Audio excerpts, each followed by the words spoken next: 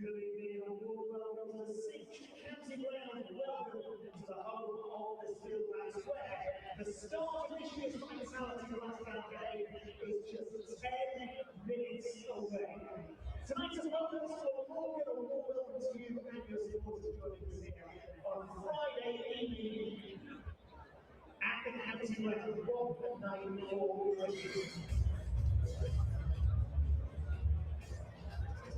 Rebound for Anthony's vitality runs to 2 routes, north and south. We're now selecting 3 routes, north, south, and we are in the central and the west group.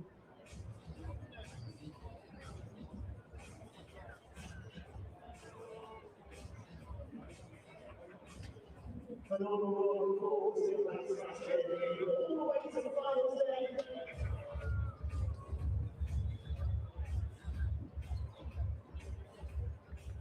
Coming short the same side of the huge quiz. He won't play with the opposition tonight. He's back as a skill.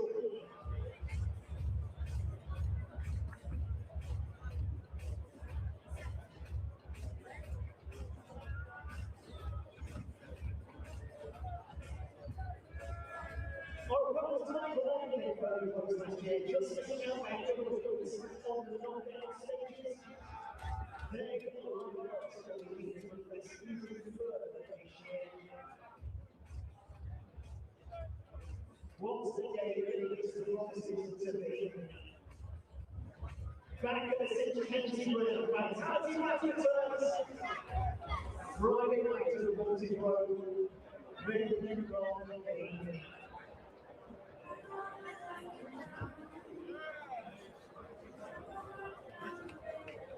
We want to see County Ground to do a lot of plays, but all our players, coaches, and supporters. As a club, we stand against all forms of discrimination. There is no place for it in our sport. We are dedicated to raising the game itself. If you witness challenging, call action. If you need assistance in any point, you have any concerns, text hotline 07 443 822 329. That's 07 443 822 329.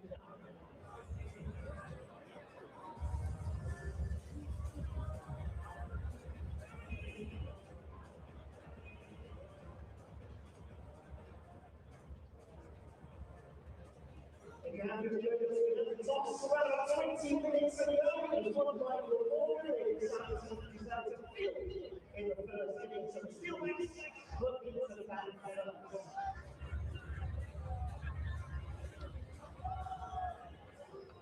Welcome to On Your welcoming team to the field. Winners of the Junior Indoor League, who are joined by Glamorgan. Welcome, Glamorgan. Lovely to have you with us at the 6th County Ground.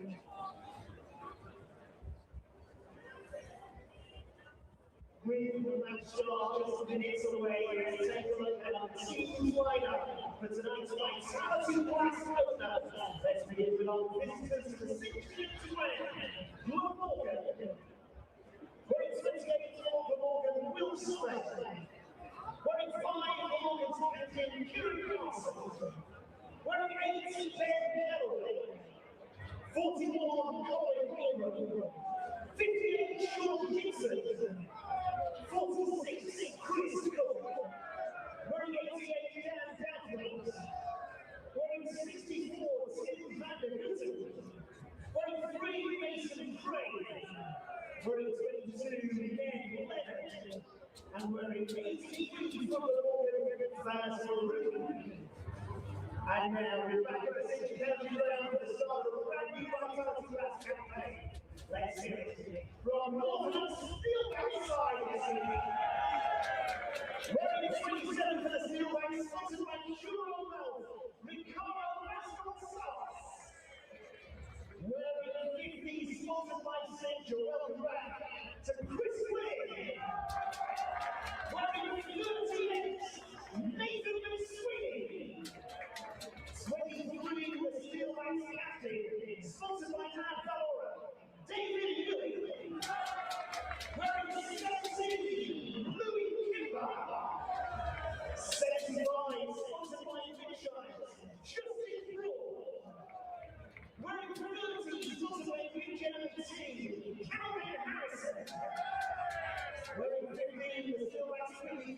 spotted by Charleston, Lewis Harris. Wearing 5, spotted by Fisher's Hospital, James Sales. 23, spotted by Wendell Alexander, Ben Sanderson. And wearing 98 for the Steelbacks, George Crucial. All scorers this evening were Glamorgan and Glamorgan, but the Steelbacks Terry Owen are on right and Luke Warren and Chris Ross, and tonight's match referee, Jason Smith.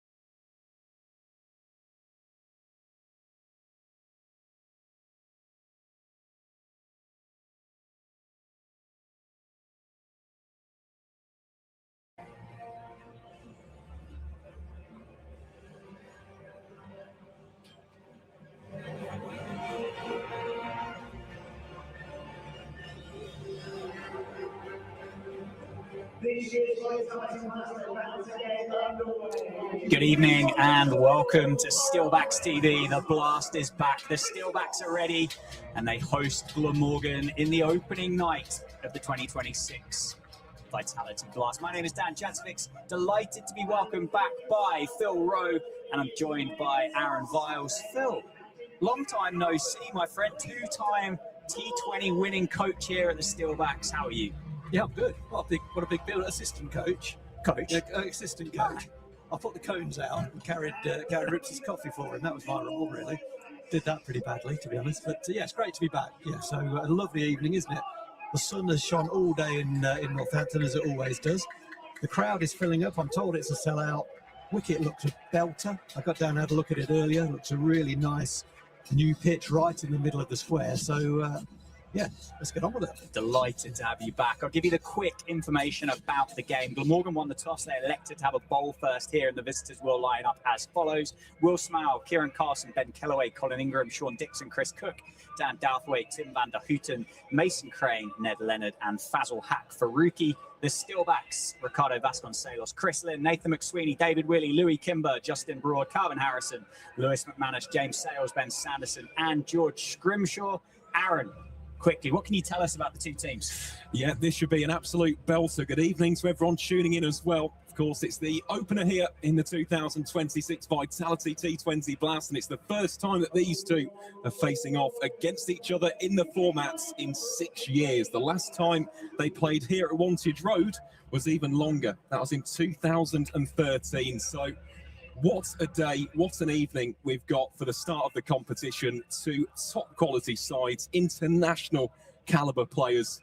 It feels like Christmas all over again. Christmas all over again. The Blast, there is nothing better in the world in cricket than the T20 Blast. We're ready, we're underway. It's Fazal Haq Faruqi from the David Capel end. He's on the money. Chris Lynn, full face of the bat, defended into the offside at the Cinch County ground. We're powered by Daffabet here at Northamptonshire County Cricket Club, and Chris Lynn's back. Linsanity returns. Well, that wasn't Linsanity, was it? That was sanity. Faruqi is known as a very dangerous man with a new ball. He swings it both ways. And so Lynn just respecting that one. He won't respect too many, but he's had a look at that one. Nice forward defensive shot, wasn't that? Imposing. Yeah, won't see too many of those from him. Probably not. One slip in place for Glamorgan. That one flicked down the leg side. They'll scamper through for a leg by. Misfield will just be one. Yes, Chris Lynn will err on the side of caution. Good bit of business to bring Chris Lynn back. I guess you can't score hundreds against the Steelbacks if you're in the dressing room. Yeah, I mean, he's almost single-handedly won that semi-final, didn't he, last year at Edgbaston with his 100, as you say, against the Steelbacks for Hampshire. He's played a lot of cricket, hasn't he, Chris Lynn, around the world. And most, the thing about Chris Lynn is if he goes, he makes such a difference to the total score. He gets run so quickly that you're posting a massive number. So get him in early, give him license. I think he's a dangerous man. You don't want to be bowling at Chris Lynn, do you, basically? You ask around the circuit. Absolutely. Vasconcelos on strike for the first time tonight. Back of a length, crunch through the offside on the tiptoes. 4 runs for Vasconcelos, 4 runs for the Steelbacks. It's a pretty crummy delivery, wasn't it? Nicely played by Vasco, but it was short and wide. It didn't have a lot of pace about it. It didn't have a lot going for it, that delivery. And he should have hit it for 4. And he did very comfortably. Yeah, been in good form this year, Vasco, hasn't he, Mr. Vols?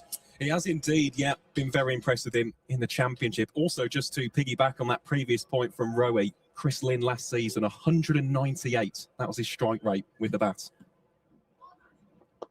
Faruqi straighter this time. Another dot ball. Good start for the Afghan overseas. Yeah, it's got to get his radar right. It's all very well swinging the ball, but if you start it outside off stump, that previous ball that he cut away for just increased width. And what we know about Vasco is he really very much likes a bit of width. But he corrected that very quickly with the next one, as you would expect. He's got a bit of caliber, hasn't he, this guy? Faruqi, he's a very talented opening bowler, and he bowls at the death as well. So I'd expect him to have a couple at the end of the innings.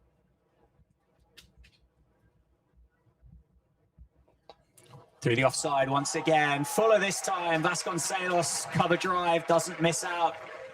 And a change of field has been bought for Glamorgan straight away. 2 boundaries in the over for Vasconcelos. That was a better shot than it looked. I think we'll see when the replay comes through.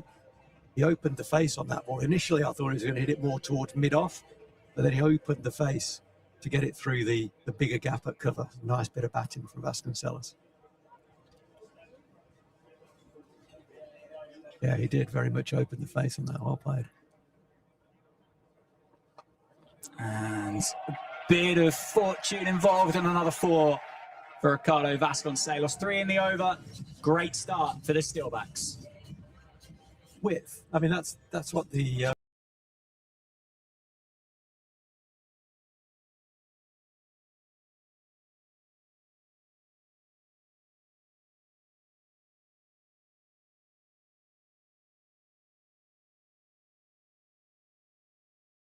I've said this a number of times, is he plays very attractive shots at fielders. He hits the fielder an enormous amount of times, and that builds pressure. But the cover drive there was a beautiful bit of cricket. He opened the face of the bat to miss the fielder, and his reward was he got another short wide ball to finish the over off. Good start, 13. Ned Leonard to open the bowling from the Lynn Wilson Centre end this evening. Aaron's been scouting the players through the course of the build-up of this game. We'll talk a little bit more about Ned Leonard in a moment. Chris Lynn back on strike. That one down the leg side, and is going to be signalled wide. But yeah, you've done a little bit of scouting, Ned Leonard. Added a yard of pace, apparently. Yes, that's what I've been told from those down in South Wales. Of course, last season was also the joint leading wicket taker in the 2025 blast for the Welsh outfit. Took 20 wickets in that campaign with a decent economy rate of 7.72. So certainly someone to watch out for this season. Also, just one more fact after this next delivery.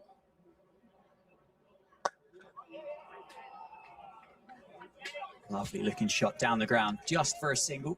Yeah, so this is his first 11 game of the season. So Of course, for Glamorgan, they would have hoped to have seen him in the county championship. He picked up a little bit of an injury heading into this year's campaign. Came back against the Warwickshire Twos on the 14th of May in that game in Newport, and of course here tonight back in the short format. As we said, imagine he'll play a rather pivotal role this season. Vasconcelos with a bit of width, carved through the offside. One of those two fielders that you permitted outside that 30-yard circle, stationed down at deep backward point. So just a single taken brings Chris Lynn back on strike. 3 balls from Ned Leonard, all of them pretty full, looking to get it up there, exploit any movement there might be with the new ball when it's hard. It doesn't stay that hard for that long. He's bowling into quite a breeze. So those who know the county ground, the breeze is coming from the David Capelin straight down the ground. So he's bowling straight into it. Oh, that's a good run. That is a good run. One of those as a bowler that you try to sort of stop it, and all you do is take the pace off the ball. It doesn't get to mid-on and they get a run. You'll have been wishing that he'd left that alone. We've got a few technical issues. Is that right, Dan, or are we good? I think we have a few technical issues. I'll keep talking. There might be somebody listening. Another full ball, a little bit of width, and that is a beautiful example of how you play that shot. Didn't try and overhit it. Extra cover was in tight. He's about sort of 10 metres away from the bat for the uppish drive, but it was so full that Vasconcelos hit it into the ground. Timed it beautifully. The ball raced across the outfield. Another boundary for Vasconcelos. He's already on 13 off 5 deliverers. Imperious start, isn't it, for Vasco at the top of the order. Chris Lynn quite happy to rest on the backhand at the non-strikers end at the moment. All over to Vasconcelos. Can Ned Leonard respond? Flicked aerially through the leg side. One fielder down there.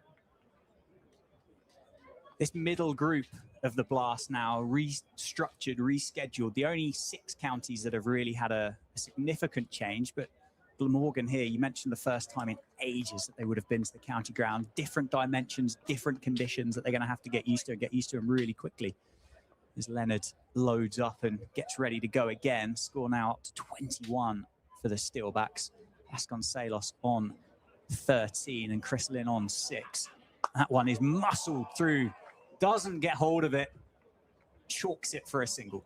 Well, it's funny you mention those dimensions because myself and Rowie, we went out before the game itself. We had a chat with Jake, who's one of the ground staff here as we see the end of the over. Northamptonshire 22 without loss after 2. So from our position here in the commentary box, we are in the Lynn Wilson centre end of the ground.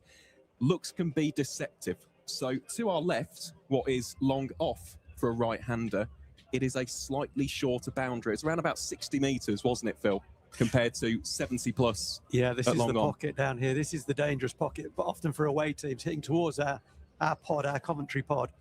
So if you're batting at the David Capelin and you're right-hander long on, is you see a lot of away teams perish at long on because it is that bit longer. Change of bowling then from the David Capel end. Tim Vathahutten replacing Fazal Hakfaruqi. Bit of an edge that just splices up into the offside, and Chris Lynn does come through for another one.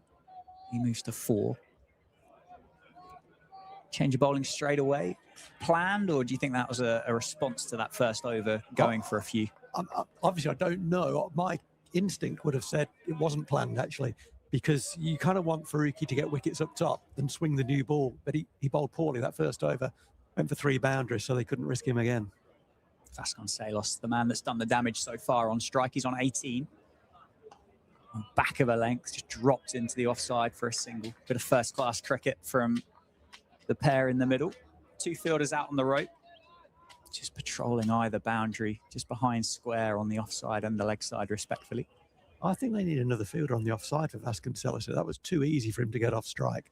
I mentioned earlier that he does hit the fielder a lot, and but that, I mean, anyone's missing that gap. It was a 50-metre gap between the fielders. Yeah, this matchup here, that short boundary down towards the beer tents at the Cinch County grounds for Chris Lynn is eyes, isn't it? Everybody's staring towards the terraces. How many cricket balls in Chris Lynn's career for the Steelbacks has he deposited into the back gardens of those houses? A few. That looked good delivery, didn't it? That last one from Van der Hoot. It looked like it nipped back. He had a big bowl in the warm-ups, more than normal, and then came out before the start of the game and had more deliveries with the bowling coach, David Harrison. Obviously, he wouldn't be doing that if he was absolutely happy, but he started pretty well here. Has indeed. And Chris Lynn tries to open up that leg side. Gets a bit of bat on it, I think. Come through for a second. It will, in fact, be leg by, so no bat on it at all. The experienced Aussie just struggling maybe to get going here this evening. I think there's a bit of nip back again there. That's an interesting leg by, wasn't it? You don't see leg bys go down there very often. Just behind square. Normally goes fine or it drops in front. But Lynn bending his leg. He was trying to pick that up over square leg. Didn't make contact again. Short ball. No interest from Lynn this time. 3 T20 hundreds here at the Cinch County Grounds for Chris Lynn. Yeah, that particular delivery, the bumper, if it's well directed, which that was, it was high and straight, really good delivery. I think that's where Chris Lynn might find himself facing more deliveries. It's not his strongest area. The dimensions of this ground generally mean if he has a good flap at it, such as his bat speed, it'll go somewhere, and often somewhere over the rope. But as a visiting team, they'll have done their homework, and he will face some bumpers. That's the second one already tonight. That's the third, and it goes for 4. There you go. That's the problem, Tim, isn't it? He looks to the heavens, Tim van der Houten, because such is Chris Lynn's bat speed. He thought, I can't duck under another one. Let another one go by. Had a swat at it, and it went somewhere very quickly down to fine leg. Yeah, end of the third over, 31 for no loss. So Farouk is having a change of ends by the looks of things. Might find a little bit more swing into the wind than he did with the wind behind him. I expect him to bowl a lot straighter. The trouble with that is we're still in the power play. There's only one man out on the leg side. If he goes too straight, you'll see Vasconcelos turn it behind square for 4. And it's the short side, isn't it, for Vasconcelos at this particular change of pace that time from Fazal Haq Faruqi. Took the pace off it. You guys were both down there before the play. Was it a bit of a 50-50 decision to bowl first? Were you surprised by the decision between the pair of you? I wasn't particularly. I think if I was Kieran Carlson, then I would have done the same thing. See how it plays, get to know the ground a little bit so that you're batting with some knowledge. And also the old adage, do what you do best last. And I think they are a better batting side just than they are bowling, I would say, Glamorgan. Short ball pulled away. There's a fielder there, so it will just be the one. With a gentle stroll through for Lynn and Vasconcelos that time. You got to be on your toes down in front of the beer tents here at the Cinch County Ground. Those fans, they'll be keeping you on your toes, and the angle as well is awkward, isn't it? It just gets shorter and shorter the further and further around you go. You're also looking straight into the sun. Maybe in about half an hour's time, that deep square to the left-hander is directly into the sun, and it's a stinker, I have to tell you. Change of pace. Slower again, he's done him beautifully bowled. Takes the pace off of it. Fazal Haq Faruqi shows his skills. It might not be swinging this evening, but he's got the plan. He takes the pace off of it. Chris Lynn is through the shot early and chips it for a bit of catching practice to cover.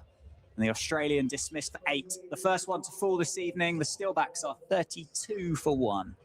So what a good comeback that has been, hasn't it? I think every delivery, even the bumper was a slow ball, I think, as well. So he's gone pace off, but his arm speed is so fast that Chris Lynn has not read that at all.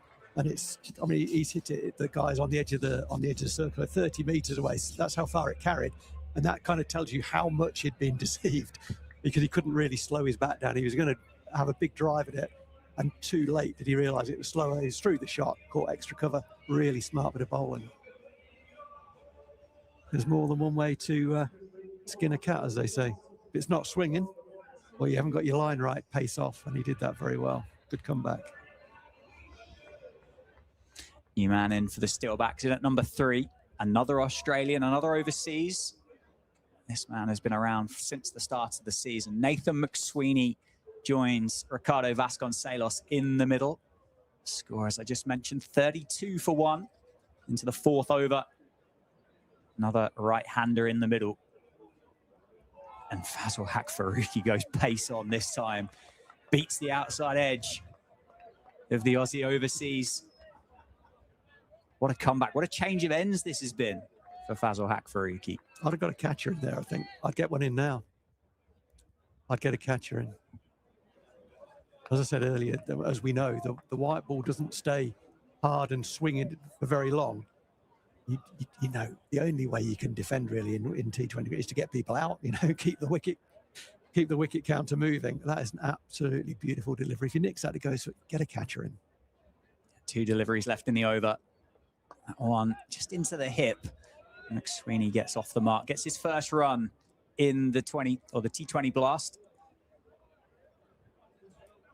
Well, his numbers are quite modest, aren't they, Nathan McSweeney? I had a look, as I'm sure Aaron did earlier, and his numbers surprised me, actually. They're fairly modest. Average is about 30 at a strike rate of about 120. But he's kind of got that almost reputation of being a bit gluey. You know, he'll get a good number at a decent rate and you can bat around him, perhaps. Short ball, creativity, can't get it over the man at short third. Fazal Haq Faruqi's got 2 in the over, 2 slower balls. They've worked twice. He's got rid of both Steelbacks openers, and Vasconcelos this time goes for 20. Just couldn't get enough bat on it. I think it was, obviously it was another slow ball. It was into the pitch. I think it was shorter than he wanted it to be. So it was almost on the way down when it got to Vasconcelos, whose initial instinct was, I'll ramp this, oh, it's slower, and then couldn't pull out of the shot for whatever reason. And it was, as soon as he hit it, he realised what he'd done. It looked pretty tame, didn't it, that? And it was a softie. That's the softest missile. He's batting beautifully. And it was a bit of, it ended up being a real long hop. He wasn't deceived by the slowness of the delivery. He just couldn't pull out of the shot. So that's 2 in the over. And wickets change matches. From 31 for 0, 33 for 2, 2 for 2 in the over. A good bowling change. In at number 4 for the Steelbacks, the captain, David Willey, starting his 17th season in the now named Vitality Blast. Tim van der Houten continues. A good over for him at the start from the David Capel end. McSweeney on strike, and that catcher, Colin Ingram, is in at second slip. Nice looking shot down the ground. Can't beat the man at mid-on. I think Slip's right. I mean, I was calling for it, wasn't I? It's interesting that he goes in for van der Houten and not for Faruqi. Or maybe Faruqi was saying, actually, I am going more into the pitch. It's a bit of a waste. He got 2 for 2 in that over, so I think he can set his own field, can't he? He doesn't need me to help him by the looks of it. Yeah, he certainly had a plan, didn't he? And he executed it incredibly well. Bit of a rebuild now for the Steelbacks. Can they get through the power play without losing one more? You don't win too many games of T20 cricket if you lose 3 in a power play. I don't think McSweeney's necessarily going to give the wicket away. 2 men in on, well, one on, I will say 2 men in on 0. McSweeney did get that one off his hip, but 2 men new to the crease as you're looking to accelerate, really. And it's certainly the second one was a soft one, wasn't it? Good bit of bowl in the first one. The second one was a bit of a softie. Pulled away. Bottom of the bat, just a single. And down in front of the electronic scoreboard. Keeps it inside the rope. McSweeney moves to 234. Now the number on the board. And the skipper, David Willey, on strike. The best player in this whole competition last year, David Willey. With the bat, scored 452 runs. Took 20 wickets.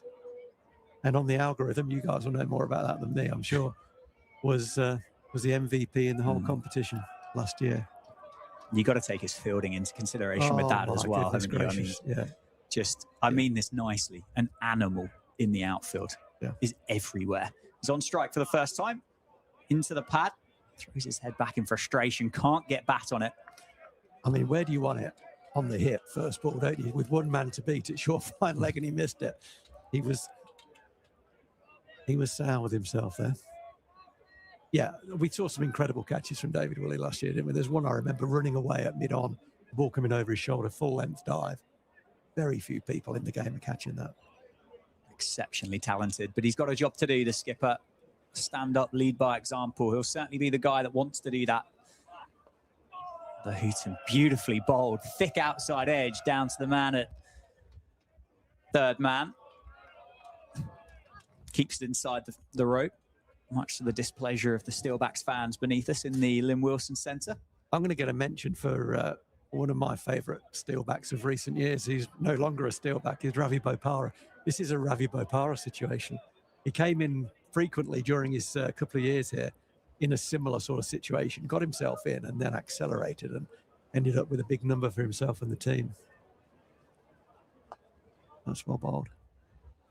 Well bowled, well played. Another single taken. Quiet over for the Steelbacks. Good one again for Glamorgan. 1 over left in the power play. 5 done now, and the score is 36 for 2. Mr. Vars, what have you made of these opening 5 overs? Yeah, good fight back from Glamorgan. You look at the opening 2, they went for 23. Since then, the next 3 have gone for 13, and 2 wickets have been taken. I thought that Faruqi in his second over really bowled well. I was going to say, actually, before that second over, he's known for his variations, the cutters, the deceptive changes of pace, and he showed that with the slow deliveries to get both Lynn and Vasconcelos. So it is a good pitch, though. I think that's something else that we have to mention. We spoke with the ground staff beforehand, and it's very hard. It's a belting wicket. It was meant to have been an international one for the ODI, for the T20, sorry, against New Zealand. So should be high scoring. Ned Leonard back into the attack. Bit of extra pace, just worked off the knee roll by McSweeney for another one. Kind of feels like McSweeney, you mentioned the numbers that he's put together, but in this situation, kind of the perfect guy to walk out at 3. Absolutely perfect. And he's, you know, he's an experienced cricketer as well, as is David Willey, obviously in all formats, but in particular in this format. They will know that their job is twofold. It's not to lose another wicket now and just accumulate. Not many dot balls accumulate. You get a bad delivery, hit it for 4, but don't get out softly. That one's muscle. Great shot. David Willey on the charge. That's advances at Ned Leonard and just crunches him on the top of the bounce through the covers for 4. That's one of my favourite shots, that, because he's as you say, Danny, advanced down the wicket, and the bowler didn't alter his length. So David Willey wins that, goes a bit slow, one stump leg side, opens up the offside, smashes it for 4. If the bowler had just got his length back, he'd probably just defended that or try to work it somewhere. But walking down the wicket is an underutilised skill, and bowlers don't always respond well to it. 41 for 2. Into the surface. Did you see that? How he sat back on that ball? Absolutely knew the bowler would drag his length back, went back in his crease, and pulled it off his hip for 4. Almost drew the error from the bowler. That's experience. Back-to-back boundaries for the captain. I was just going to say, he's played a bit, isn't he? Almost knew what Ned Leonard was going to do in response. He did. And Ned Leonard will be walking back to his mark thinking, I knew he was going to do that. You know, perhaps in a Welsh accent, maybe. 41 for 2. Promise not to do that. 4 deliveries, or 3 deliveries in the power play to go. And into the hip, well bowled. David Willey just indicating a slight bit of lateral movement. There's 6 mil of grass on it, so it's fairly short in terms of grass. It looks a very, very good pitch. Van der Hooten got a couple to nib, but Leonard, he has got a nice action, doesn't he? Nice to high release point, and his fingers are right behind the ball. Yeah, it looks a belter from this far away. He again advances, and this time Leonard adapts, just drags the length back a touch. Dave Willey just showcasing exactly what he just spoke about. There you go. So people wonder if you're walking down the wicket, you have to play a shot. You absolutely don't. What you're trying to do is disturb the line and length of the bowler. At that time, Ned Leonard was up to it and responded well, just dragged his length back. His line was immaculate, and David Willey said, well, that's well bowled, and I'll just absorb that one.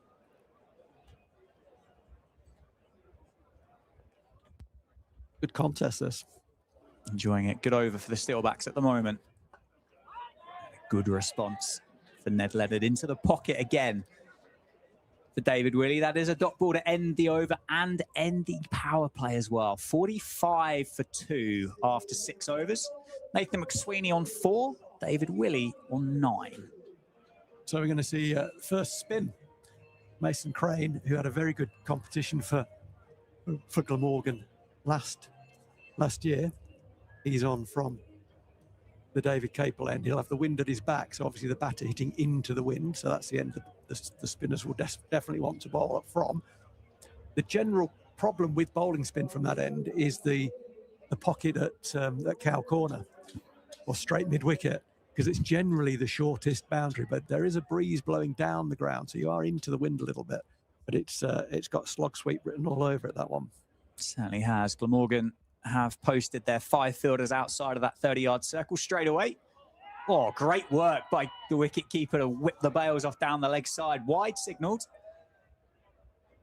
No interest from the umpire at square leg, but incredibly good work by Chris Cook.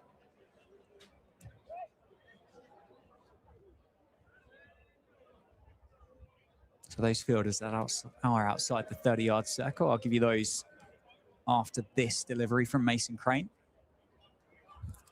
A bit of extra pace, bit of flight on it, bit of guile. Got a deep cover point, long off, long on, deep mid-wicket, and a deep backward square for the Glamorgan leg spinner. Big gap between the pair at mid-wicket, deep backward square. If McSweeney can find it on the sweep, doesn't, just drops it into the leg side. Will be a single, short side, and fielder down there very quickly off the rope. Got 17 wickets last year in the campaign for Glamorgan. The top wicket taker there got 20. And it was also interested in his economy rate. It was 8.2, which is pretty good for a leg spinner, particularly if he's taking wickets as well. That's a good contribution. Yeah, very experienced, isn't he now? He is indeed. Left-handed David Willey on strike. Same field, just reversed. That one again just dropped into the leg side for just the single. He's had a good start to the year generally, hasn't he, Aaron? Mason Crane? He has, and it's the stat we always mention in the championship, but with regards to those 50-plus scores, both of his career half-centuries have come against Northamptonshire, so he has got a knack of producing the goods against the Steelbacks. 48 for 2 into the surface. McSweeney tries to find the pocket for the second and can't. I just encourage people just to watch the length that he's bowling. He'll probably bowl a poor length delivery, but the start of this over has been fantastic length. Just back of a good length, really. You can't step and hit, and you can't pull it. It's just perfect length. That's what it's all about, is controlling your length. That was slightly shorter, but only slightly. It was quicker. That's what, you know, any young spinners wondering how they bowl in T20, watch this guy, because it's all about his control of length. You bowl too full, the batter's going to put his foot down the wicket and hit through the line. Bowl too short, you're going to get cut and pulled. But you've got a very small margin to land it, and he's landing them all there at the moment. 50 up for the Steelbacks. And another carbon copy. Deja vu cricket to end the over. A bunted single into the leg side. 51 for 2 after 7. I mean, what point with Mason Crane, that length that he's bowling, does the onus then become on the batter to hit the spinner off the length? Yeah, absolutely. Certainly, they'll have had a look at that. Is it turning? What, getting themselves in against that spinner, taking 6 balls. That's all they've got.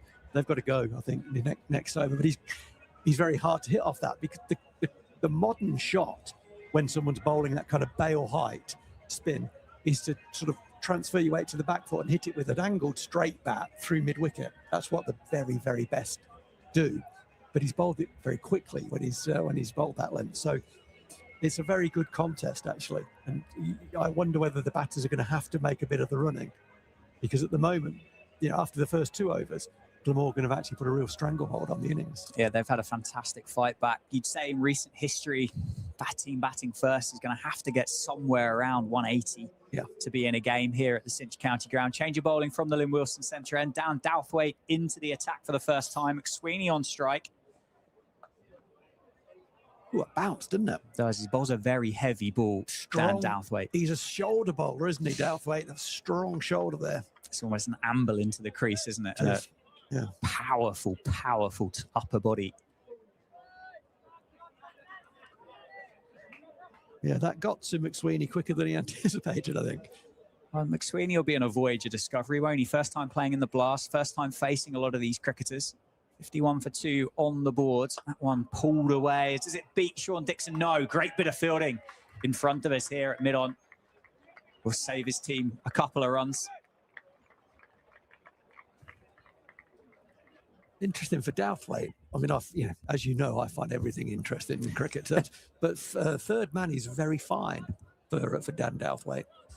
You generally find him about 20 yards further, sort of square, more towards the Memsab tent. But he's very fine there.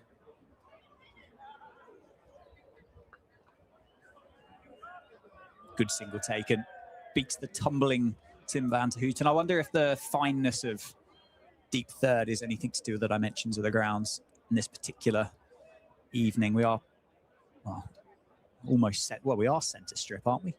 Yeah, today? yeah, we are. Yeah, I mean, there's Jake Bindley, the groundsman, one of the ground staff, was very keen to tell me the centre of the ground is basically the middle of the two pitches. This is number 10. Mm-hmm. The one to its right is number 11 as we look.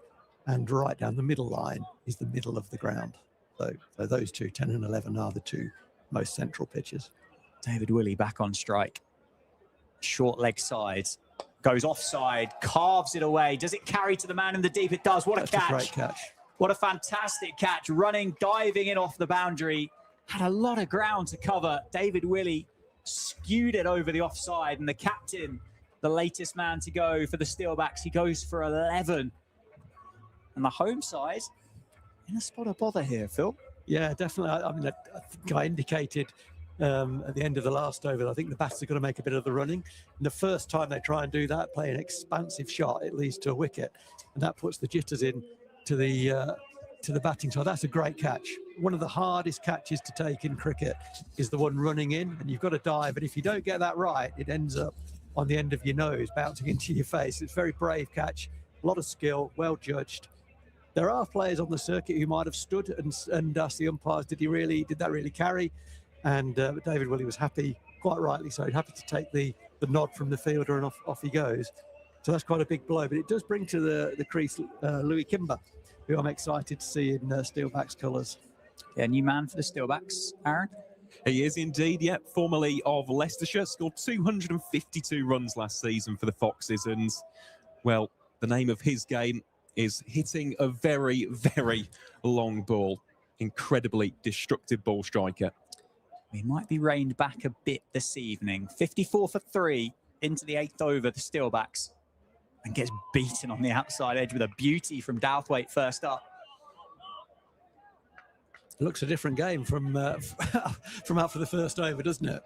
Ball was going to all parts of the boundary, and we just thought we're on for a big number. Chris Lynn hadn't got started. He didn't get started. 54 for 3, nearly completing the 8th over. Glamorgan very much on top at the moment. Yeah, good decision to win the toss and have a bowl first. And even more important, they've executed that plan and the skill sets. As Kimber's just squared up a touch. He'll be in good, confident form, though, Louis Kimber.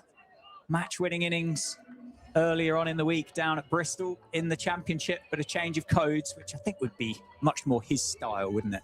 Yeah, I mean, credit to him for that innings. Obviously, we're here to talk about this one, but that was, as you mentioned it, Danny. I watched that on live stream. He played beautifully. Came into that game as a concussion replacement for Saif Sayed.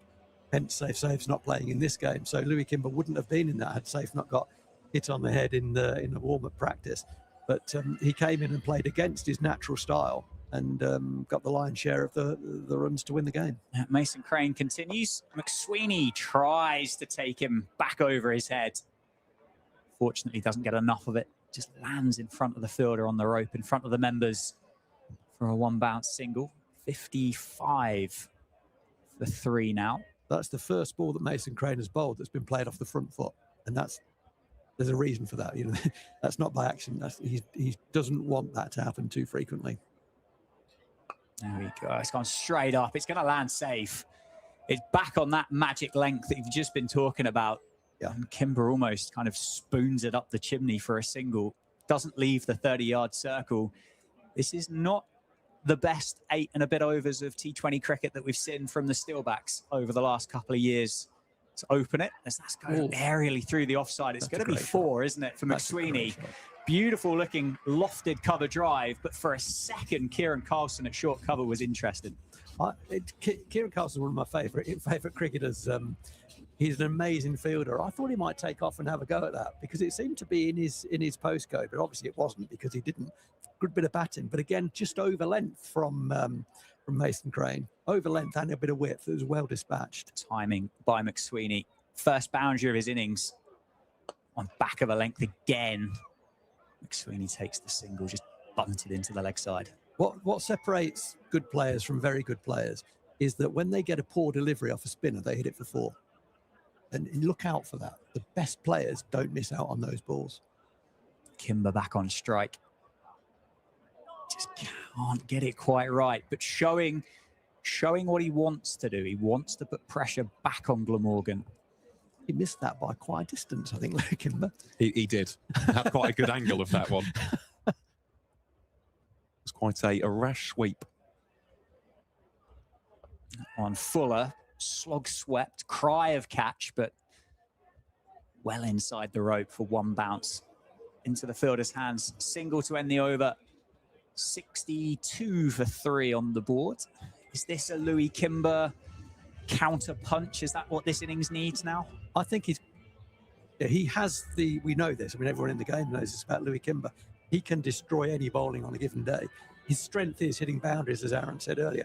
I think he can play that way. You know, the Northants card, James Sales is scheduled to go in at number 9, and they're interchangeable, those guys, sort of 7, 8, 9. So, but whoever bats at 9 for Northants will be a batter and will have scored hundreds in championship cricket. So if Louis Kimber can play his own game here, I think get himself in and then go.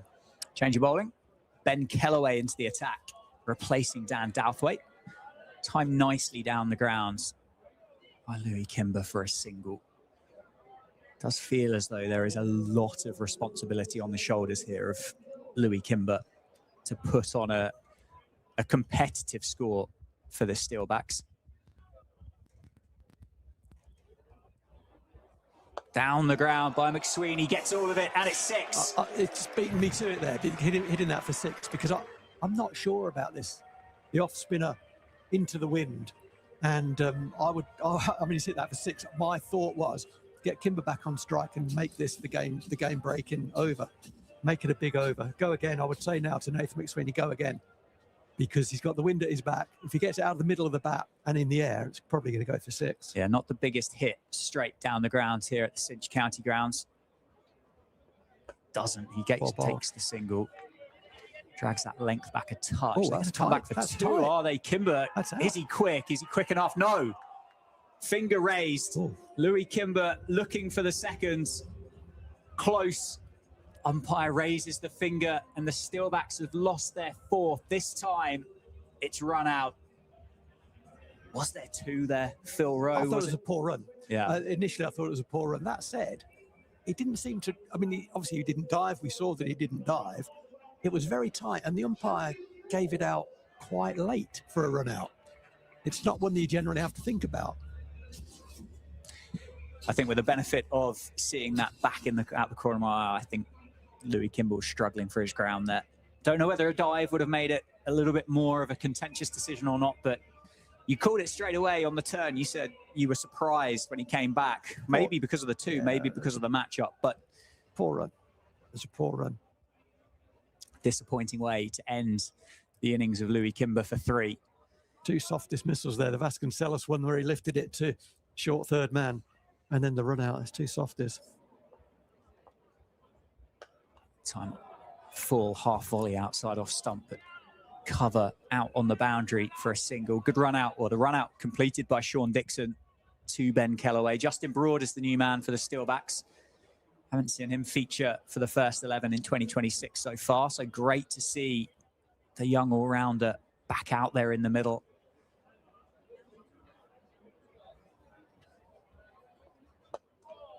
Nice. Very good player of spin, isn't he, Justin Broad? A very good player, full stop, but a particular very good player of spin. I think the first team have missed him, you know, in the red ball cricket. Particularly seam bowling, and he's a handy batter. He bats up and down the order. Excellent fielder as well.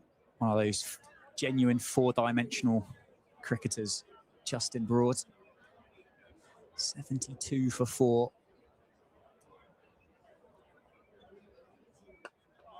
On time nicely. There could be 2, but I think based on what's happened previously in the over, the air of caution will be sided on to end it. So 10 overs, halfway stage of the innings. The Steelbacks are 73 for 4. Yeah, 4 is the problem there, isn't it? I mean, obviously it's had an impact on the run rate considerably as well, but 4 is the issue, as we know in this format in particular, also in 50 over cricket. Oftentimes, the only way you can slow a team down is to take wickets and get new people at the crease, and Glamorgan have certainly done that. It's a great catch in the outfield and a very good bit of fielding for the run out. So, yeah, those things don't happen by accident. Well drilled, got the right men in the right places, and executed their skills very well. Yeah, pace as well. Back, Ned Leonard. Change of ends from the David Capel end. McSweeney, the man on strike. And a single taken. Whether the change of bowling is a nod to Justin Broad's prowess against spin or not sure, but going to have to contend with the seamer instead of Mason Crane. I think that's a really good shout. They'll have done their homework, and they don't, because Justin Broad can sweep and reverse sweep spin as well as very many players in the game. He's very, very adept at that shot.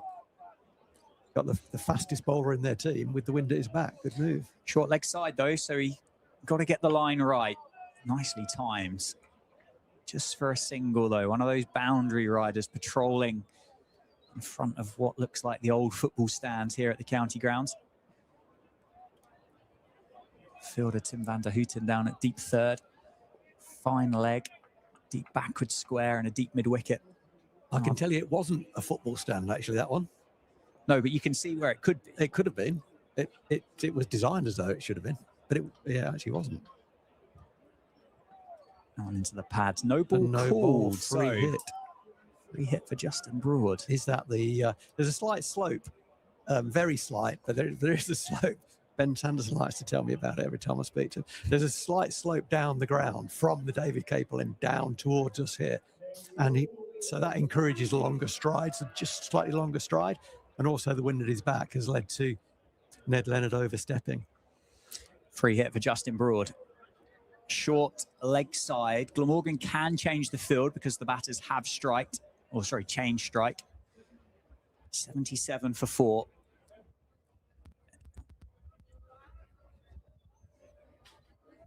Swing and a miss. How often do you see that with a free hit? A bit of a bottom hand hack into the leg side. Can't connect. Yeah, interesting option. Third man came into the circle for that delivery to protect the leg side boundary. All that Justin Broad had to do was open the face of the bat, and he's probably going to get himself 4. He'll be wishing he did now. Field goes back to what it was pre-Noble. Up in the air and falls safely in the offside. Another single taken. You'd have to say first quarter of this Vitality Blast game has certainly gone in the favour of Glamorgan. That one's interesting. That seemed to sort of stay on the pitch for a while, didn't it? He was through the shot, was Justin Broad, and the ball would have been comfortably caught had there been a man at point, and there's a man at backward point, so it went in the gap. But it did stay in the pitch. Northants bowlers will be looking at that. Yeah. Sweeney on 26. Short ball, tempted ball.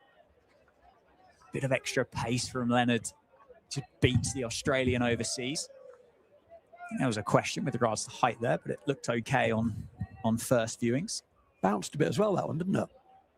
He said 6 mil of live grass on there. That may be kind of contributing to that little bit of extra liveliness off the surface? Possibly.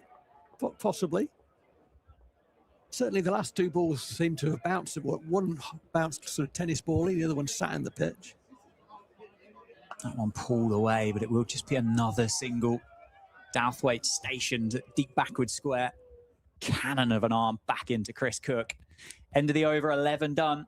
79 for 4. I was looking before the game at last year's stats, and interestingly, the 3 top run scorers for Northants in the competition last year were Ravi Bopara, got 462, David Willey got 452, and Matt Britsky got 403. They were the 3 batters who got over 400 runs. 2 of them are no longer on the roster. 79 for 4.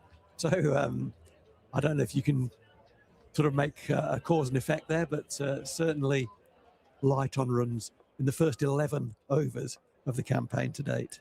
Douthwaite back. McSweeney continues. Chipped in the air. Gone. Another one falls. This time McSweeney for 27. Douthwaite gets his first. The Steelbacks are 5 down now for 79. And that spot of bother has turned into a bit of a danger zone now for the hosts. Playing nicely, wasn't he, McSweeney? He was sort of leading the reparations there. Douthwaite has got a couple to hold on the pitch. He went past one of the right-handers earlier, and he got a leading edge from Louis Kimber, and that one was a leading edge as McSweeney tried to play it into the leg side, closing the face of the bat. Leading edge carried nicely to mid-off. So a good bit of bowling, got it up there, and got the ball to hold on the pitch. Well bowled. Yeah, gave it a chance, didn't he? McSweeney trying to create something, just chips it back to mid-off. Calvin Harrison, the new man. Aaron, just moving down the M1. Yes, and he was very good in the twos the other day against Worcestershire, scored 81 opening the batting. So looking forward to seeing what Calvin has in store this evening. Steelbacks are going to need it. Nicely timed. It'll just be a single. But just touching upon that, the fact that it's just a single, I'll pose a question to the pair of you. How many boundaries do you think have been scored since the power play? 4. 4? No, less. 2?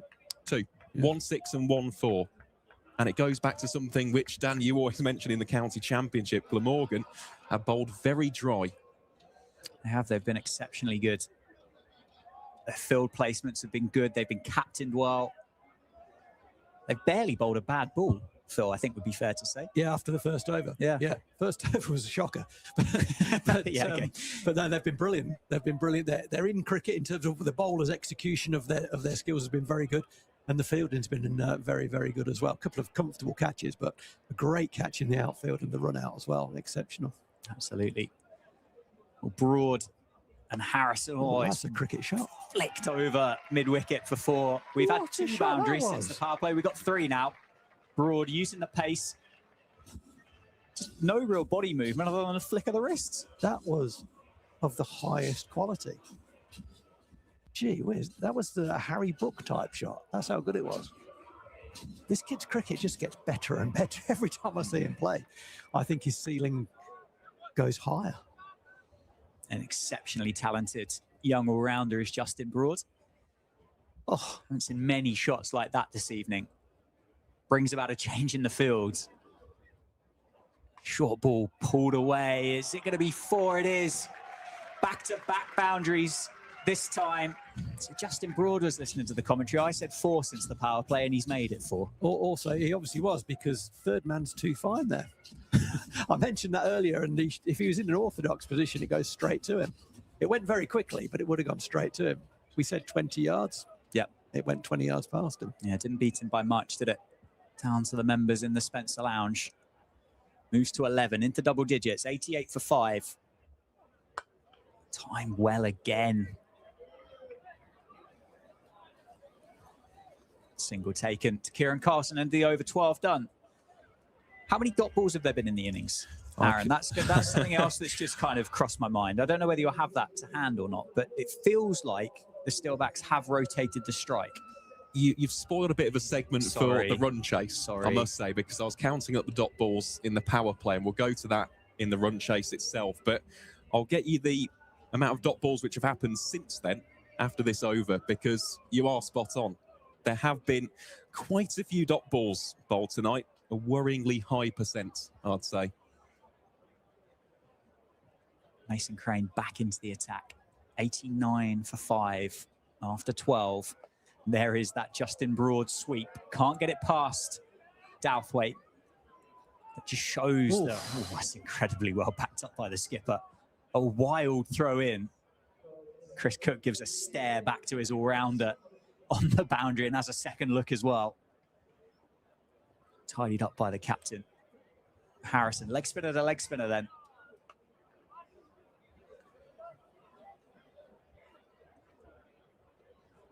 I think we've spoken a lot about Calvin Harrison on this live stream this year, plus last year, and how good he's been for Northamptonshire in red ball cricket. This feels in the blast with the success that he's had for the Outlaws in recent seasons, that this is almost a massive benefit to the signing. Yeah, for Calvin Harrison. Reverse sweep. Yeah, take on the man. Nicely played, nicely bowled. There's a very significant field change for between the two batters there, with Broad on strike. The field was a lot squarer. They've reverted now, and the man coming behind square on the offside. Nicely timed. One of the things that spinners want to know from their analyst always is who reverses. Mm-hmm. Does he go up and over? Does he reverse? Does he go up and over, or does he go along the floor? And they've done their work, and so far the decision has been that Harrison doesn't reverse and Broad does. Reverse sweep, that is. So you'll see the fielder go behind square on the boundary. Justin Broad also goes aerially over the offside. Doesn't get all of it. Puts it into the pocket in front of the dugouts and will enable him to come back for a second. Nicely timed, nicely gapped. It's one of the things that I love about T20s. Every ball, there's decisions being made by the batters and by the bowlers and by the captain as well. Yeah, you can't switch off. One ball left in the over. Reverse swept. Should be at least another couple. Oh, it's well fielded. Is it? Is it? Is it? Oh, it's close. It's very close. I think Ned Leonard does just enough to keep it inside the rope. Umpire checking with him. Leonard saying it's okay. Boos cry down from the supporters behind him. End of the over, 13 done. 98 for 5. That would have been 4 if he wasn't positioned where he was. He was behind square and he managed to come to his left, and it was very well played, wasn't it, by Justin Broad. As we've said, he's brilliant executioner of that reverse sweep. But they've done their homework. They saved themselves a run there. They certainly have. A good recovery from Ned Leonard. We have got the dot ball percentage as well. 35%. After the power play or in total? In total. In total. So that includes the power play and, of course, the overs which have followed. So, yeah, Northamptonshire, I mean, certainly could do with some boundaries, but even just minimising the amount of dot balls faced, they are beginning to build up. High percentage. 98 for 5. 7 overs to go. Van der Houten back into the attack. So he's going pace off, isn't he? He's just going to bowl the ball bail height into the pitch most of the time. Third man has come into the ring, which tells me that. So it's going straight. He doesn't want to get it through the offside. He's got a fine third man and sort of backward point. Both those fielders behind square inside the circle. So that tells you he's not going to bowl with any width, and he's probably not going to bowl with much pace either.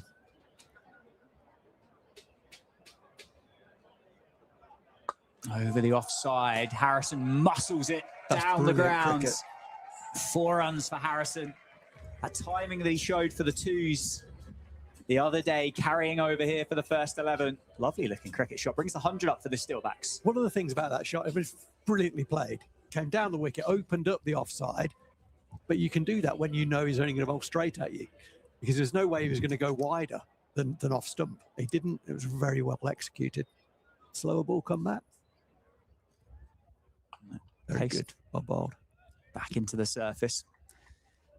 Well played. Maybe there is just a little bit of hold in the... It might be a little bit. Just a little, yeah. So the conversation with the bowlers is the wicket's your friend.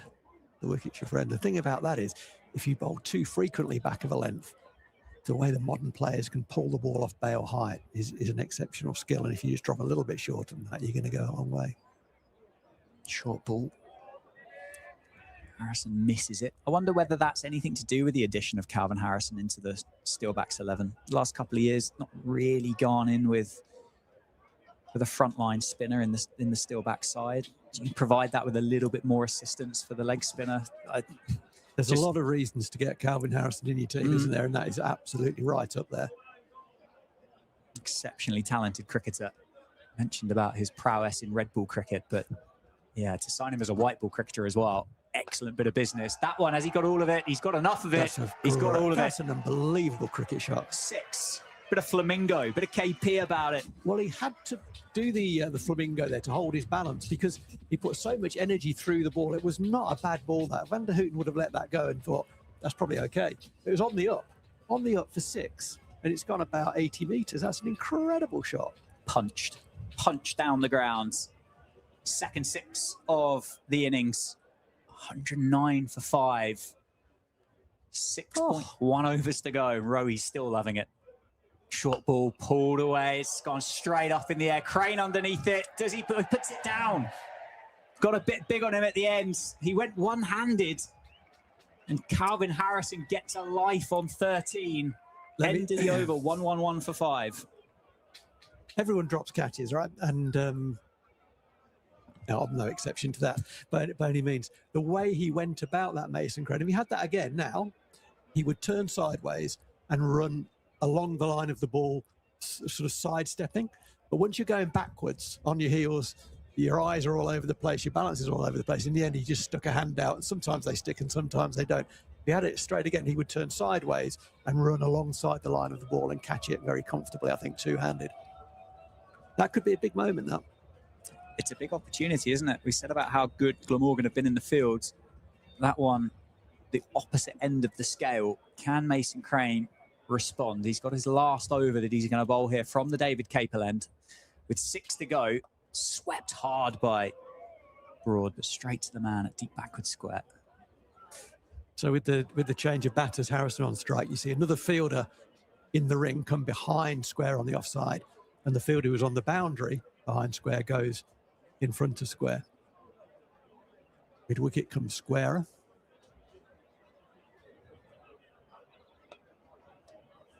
You kind of see here, can't you, the respect that's being shown to Mason Crane. He's one of those, he doesn't really turn his googly very much, but he turns it a little bit, so he can do you both sides of the bat. He's a very experienced bowler, isn't he? Certainly is now. Very good bowler as well. 112 for 5. Reverse, attempted reverse from Calvin Harrison. Missed out there, didn't he? Essentially just missed out on a bit of a full toss outside off stump. But he did. Well watched by Mason Crane, I think would be fair to say. Bowled it wider, a bit quicker. Still missed out. Fazal Haq Faruqi was starting to limber up. He'll be coming back into the attack pretty soon. Oh, cue ended by Harrison this time. That would have been a bit of a gift and a freebie from Crane. That tells you that there's maybe a bit of hold in the pitch as well. It was through the shot very, very early, wasn't it? Right off the end of the bat. That tells you it's just held. Yeah, Faruqi will be difficult, won't he, with his skills. Heaved into the leg side. Should be 2. No. That's a great bit of fielding on the boundary. Split the two of them perfectly, didn't he? It just looked like 2 for all money, didn't it?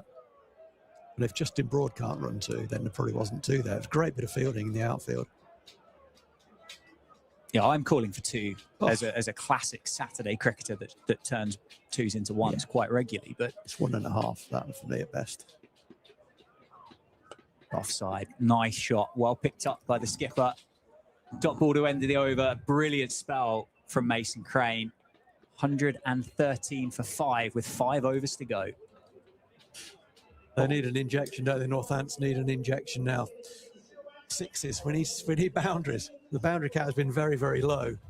Credit to the way that Glamorgan have bowled. They've bowled for the most part very, very well. Hit their lines, hit their length, got the fielders in the right place.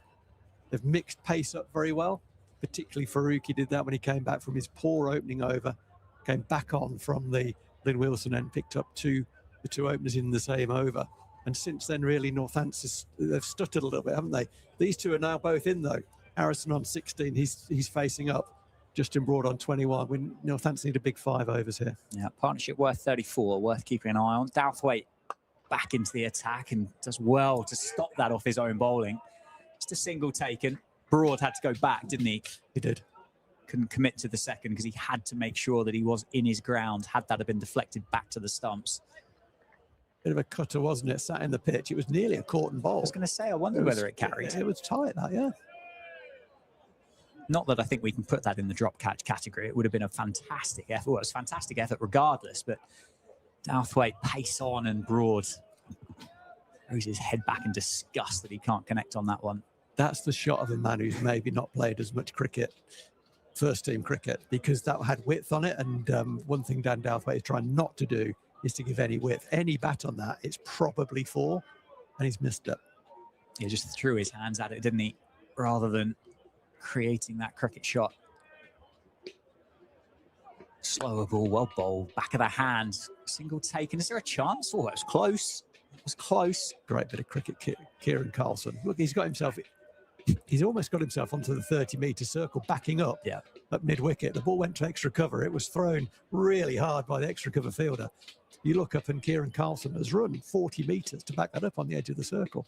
He's absolutely lightning.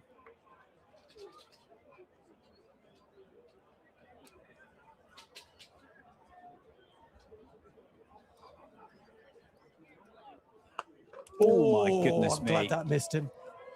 Gee whiz, that was close. Very close. That could be close as well.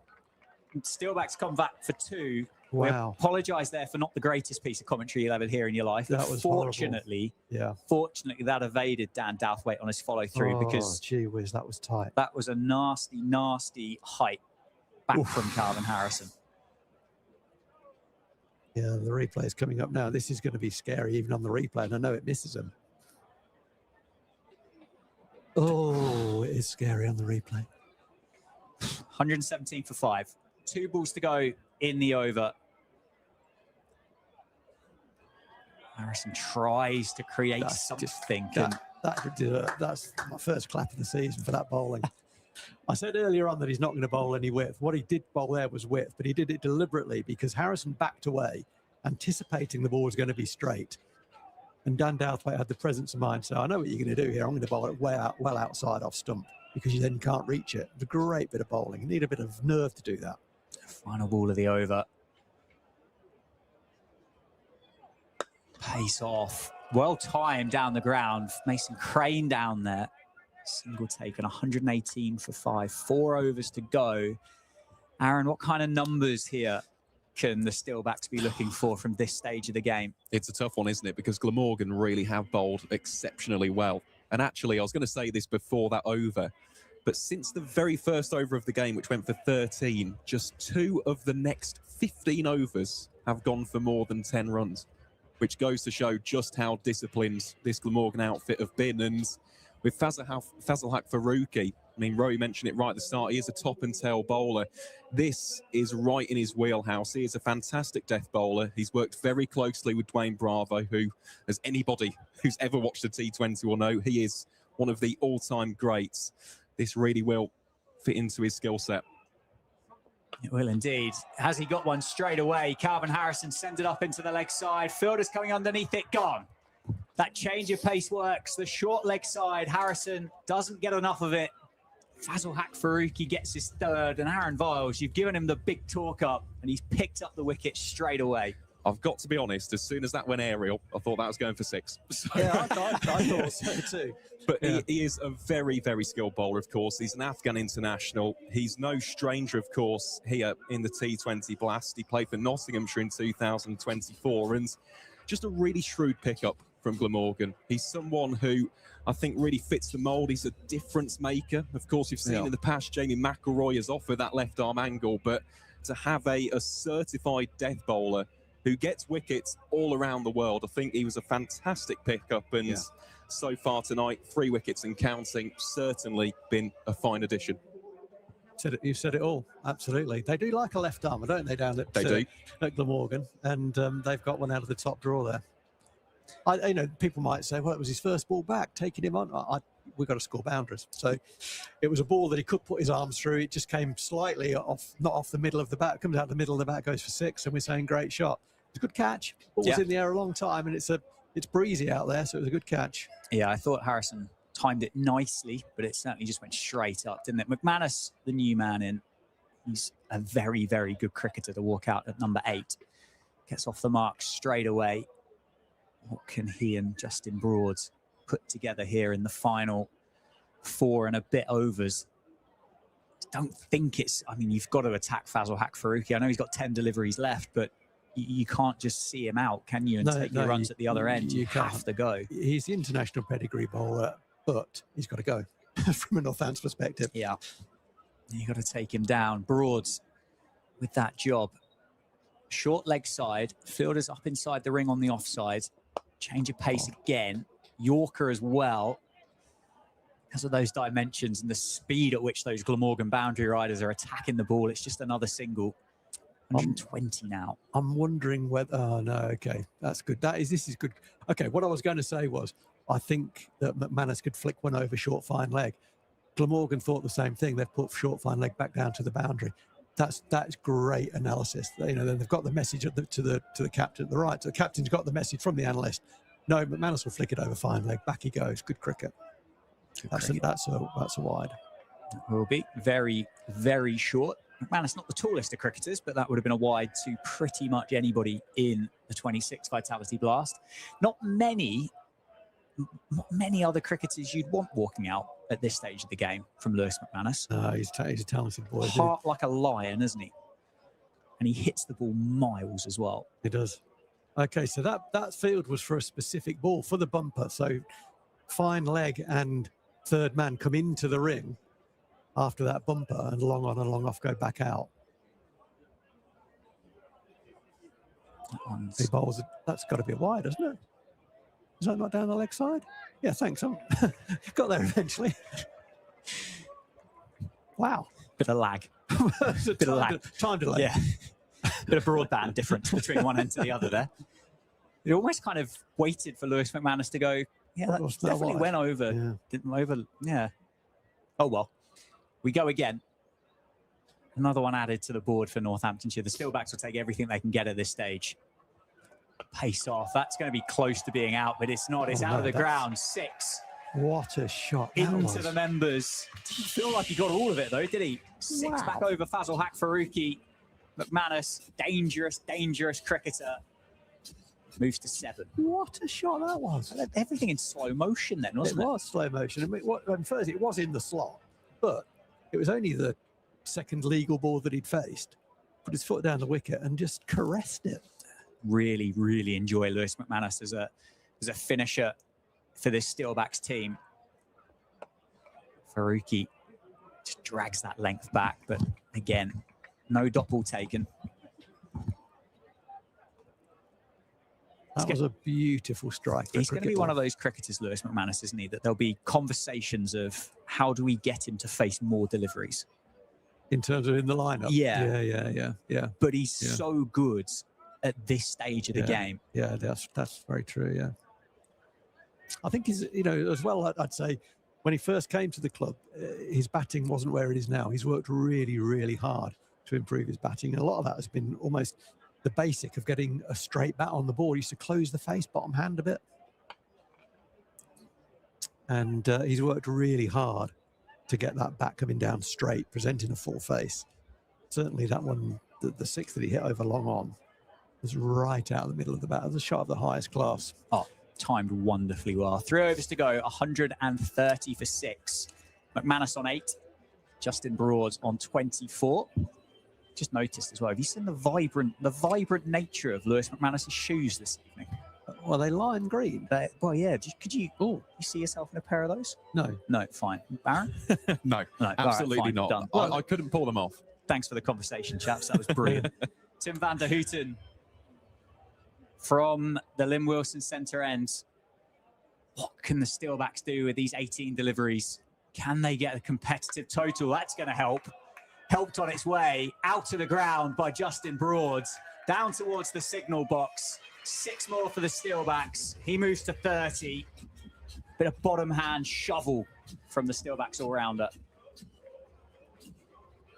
Good batting was he got himself across the crease a little bit, looking to go leg side. It wasn't a bad ball again, to be honest. It was just a very well executed shot. We'll see it on replay, what the line of the ball actually was. I had the feeling that he went across the crease a little bit, just a little bit. That was actually, it was more slotty than I thought it was. Does he go again? 136 for 6. Bowled. Takes that single into the offside. Knows that he's got McManus on the other end that's going to keep the pressure on. You mentioned about the shot kind of off the length. Glamorgan have held their length very well. They've been very good. Don't necessarily think if the Steelbacks have put themselves in a position to be able to take the Glamorgan bowlers off their length particularly often. But you don't get many options at this stage of the game. just frees the mind up a little bit, doesn't it? You have to take a risk. Yeah, at this stage you have to, absolutely. 137, McManus up into the leg side. Has he got all of it? He has indeed. Another boundary just over the rope. 6 more for the Steelbacks. That was exceptional batting. He got the ball, as we said earlier, there is quite a strong breeze coming down the ground, so he made sure that he hit the ball up. He didn't hit it particularly hard. It was a lovely club. As a wannabe golfer, it was a very good bit of caddying there, because it just got over the rope, but he struck it beautifully. Split those 2 fielders perfectly as well down at deep mid-wicket. Full toss, straight up in the air. That one's not got the legs on it. Fielder coming underneath it. Catch taken, and eyes to square leg. Did it dip down below? Has it been signalled a no ball? I don't think that's even close to a no ball, to be honest. It's nodded out. Lewis McManus waited to see, and he's been given the nod by the umpire and departs for a very, very quick 14 or 5. It's the sort of pitch you can't just come in and go from ball 1 on it. You've got to get yourself in, and yeah, that's well below sort of more thigh height, wasn't it? It's the sort of pitch where you've got to get yourself in. The problem for the Steelbacks has been when anyone's got themselves in, they've then got out very quickly, and that's put the brake on any acceleration. It's not a pitch you can go from ball 1, but we've got to go from ball 1 now with 2.5 overs left. How classic is it? The delivery that doesn't involve the pitch as well. Gets the wicket. Gets the wicket. What a sport we have. 143 for 7. James Sales in at number 9. Joins Justin Broad in the middle. Tim van der Houten. Short ball pace off. Sales was there about a week early, wasn't he, to play that one. Is there a second? Oh, that's going to be close again. Shake of the head from the umpire. Brilliant bit of fielding from Ben Kellaway. That looked close from. I mean, they don't give runouts from deep long on very often, but it looked close from here. He's deceptive, I think, Jim Bob Sales, to be honest. Interesting bit of keeping there, because he had the keeper ran down the wicket celebrating. He couldn't even see where the batter was because the batter was running behind him, so he had no idea where he was. 145 for 7. Surface again. Is that going to be wide? It is. Little extra. What number would you be happy with here, Rowie, from this stage? Obviously, from here. Can you get another 20? Well, that's what I was thinking. 165. But I wouldn't be happy with it. But that's about the best we can do. Yeah, it feels light, doesn't it? Yeah, it does. What about yourself, Aaron? What number are you mulling over there at third umpire? Short ball again. Sales threw it early. Really Can't well pick bowled. it. 146 for 7 with 2 to go. That last delivery, sorry to give Aaron more time to think about his answer. That last delivery is a fantastic delivery. It's like I call it the dying bouncer. You can't hit that ball very many places at all. The best you can kind of do is trying to slap it behind square on the offside, but it's got no pace on it. You're just as likely to hit it straight up in the air and get caught. But it takes some real nerve to bowl that ball because it's a hard skill to do. And if you get it wrong, you look all right. Numpty, but he didn't get it wrong. It's beautifully bowled. Go on then, Aaron. Yeah, so for me, I probably would go about 170. You look at the last 3 overs, they've gone for 12, 13 and 16. So the death has been outstanding so far for the home side. 2 to go then. Did I hear no ball there? I thought you might have done. Fazal Haq Faruqi fires the Yorker in. See, not. Just the single taken. It was a crowd call of no ball, wasn't it? I think it was from beneath us. Yeah, oh, was it? Yeah. Optimistic from those in the hospitality boxes beneath us. 147 for 7. Sales. Not played much T20 cricket for the Steelbacks. In exceptionally good form with the bat in red ball cricket. Can he translate that form over to this game? Is that ball again? Is that slower ball bumper? Reads it this time. Just the single taken. You see, where do you hit that ball, and how do you get a boundary off that ball when it's executed that well? If he pitches it any shorter, it's a balloon, goes over the batter's head. It's a wide. If he gets it too full, then it becomes a real long hop, and it can be pulled for. But once it gets that high, you can't really. It's almost on the way down when it reaches the batter. Yeah, you got no pace to use to guide it behind square, have you? As Vasconcelos found out at the start of the innings. Broad gets creative. Oh, wow. Gets 4. That's what you can do when Fazal Haq Faruqi goes pace on. Broad gambled on it. He premeditated. Gets 4 down to fine leg. An exceptionally high caliber cricket shot that is from Justin Broad. He ended up 2 wickets away, didn't he? It was nearly a point, wasn't it? He was, yeah. 150 up for Northamptonshire. 152 for 7. I know Aaron is a Bears man, and actually a very old Bear. Rohan Kanai would have been very proud of that shot. West Indian, he used to play that shot. 9 balls to go.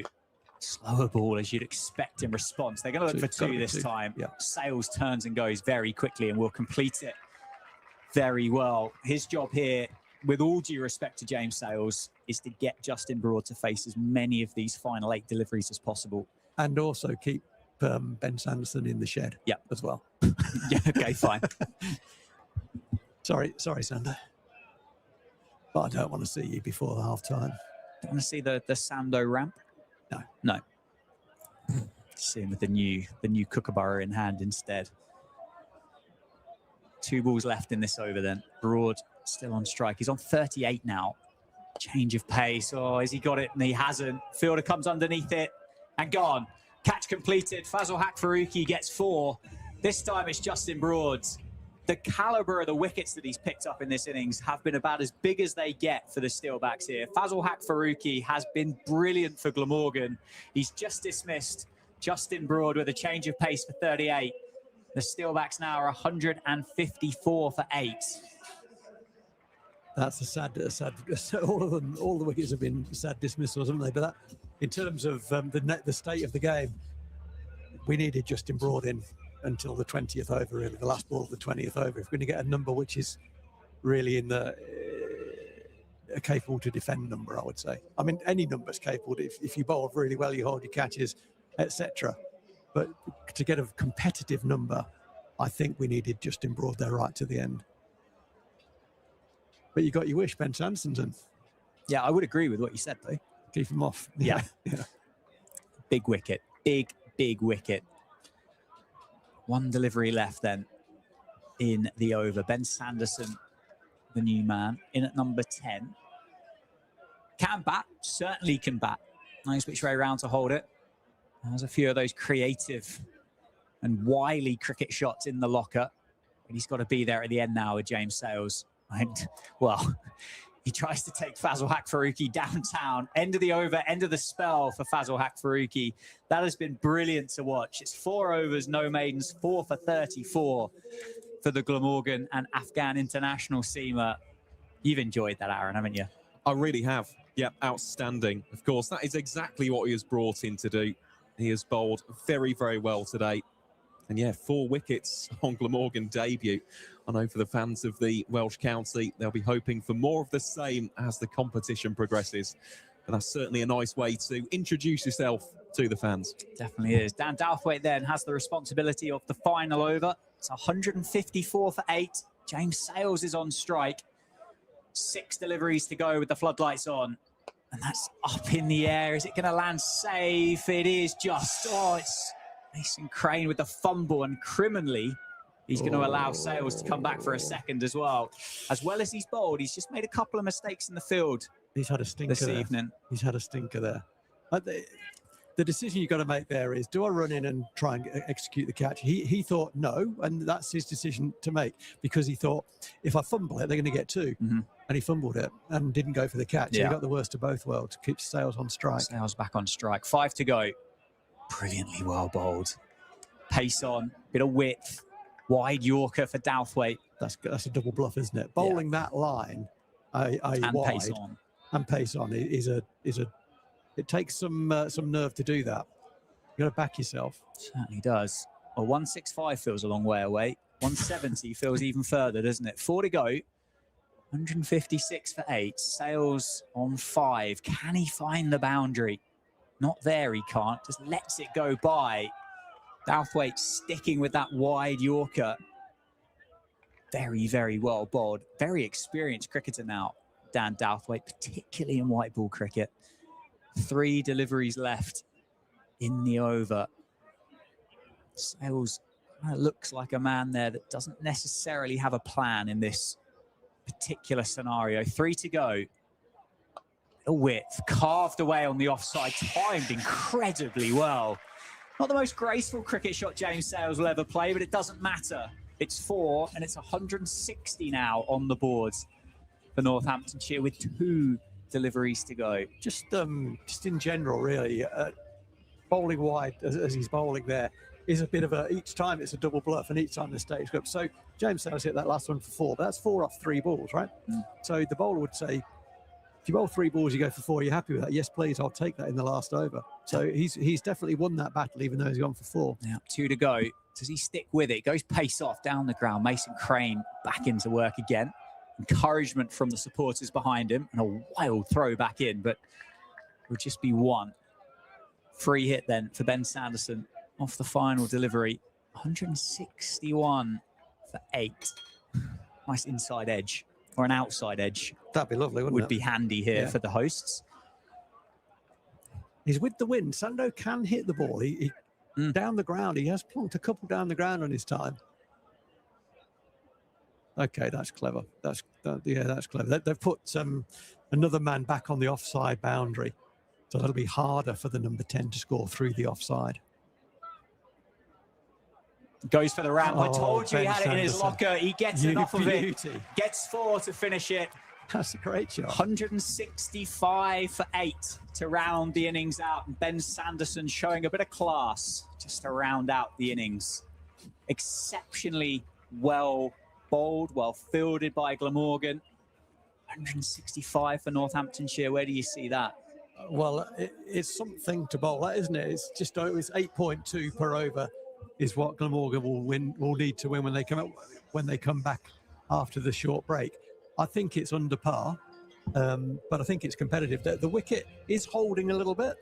Didn't see any great signs of spin, but if it's holding for the spinner, that'll be enough. What Northampton seamers have got to do is they've got to bowl full enough that they don't get driven, and not short enough that they get cut and pulled, and then the ball, if it does hold. Also, we saw a little bit of lateral movement when it was harder.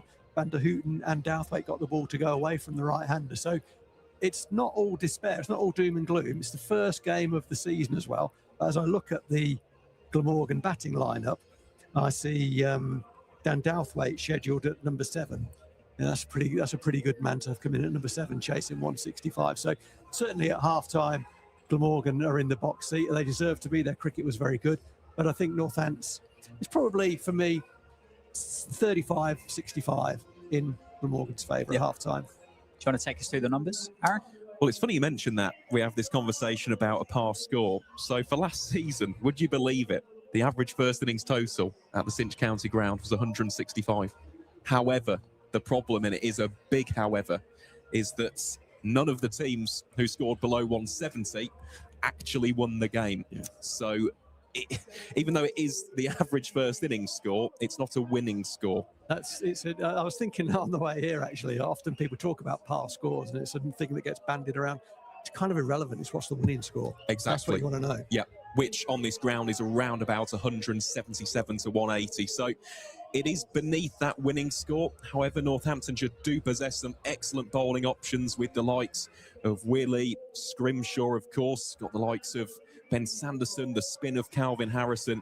But as Roy mentioned, Glamorgan's batting is very exciting. And for me, I think that Douthwaite will be a good finisher, but watch out for that top 3. Will Smale is a very innovative and enterprising character.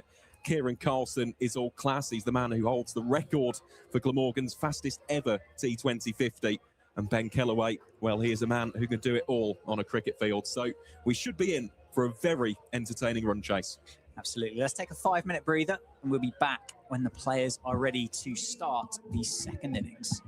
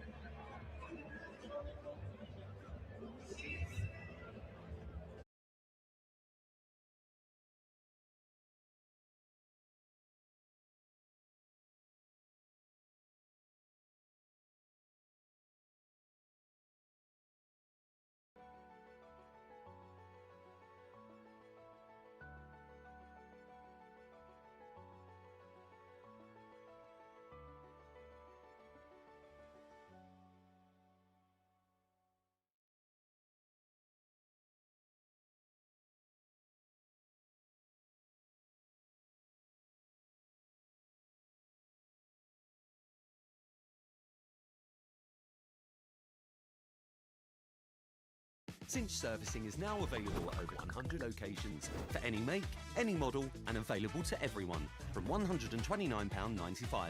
While your car gets sorted, catch up with free Wi-Fi and a frothy coffee. Now that's 5-star faff-free service.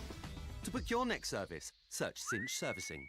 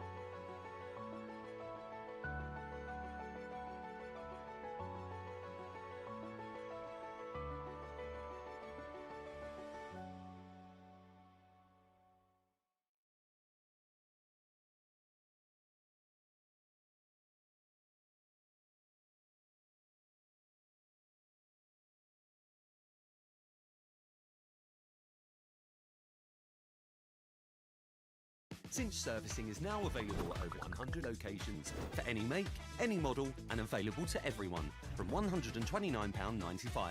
While your car gets sorted, catch up with free Wi-Fi and a frothy coffee. Now that's 5-star faff-free service. To book your next service, search Cinch Servicing.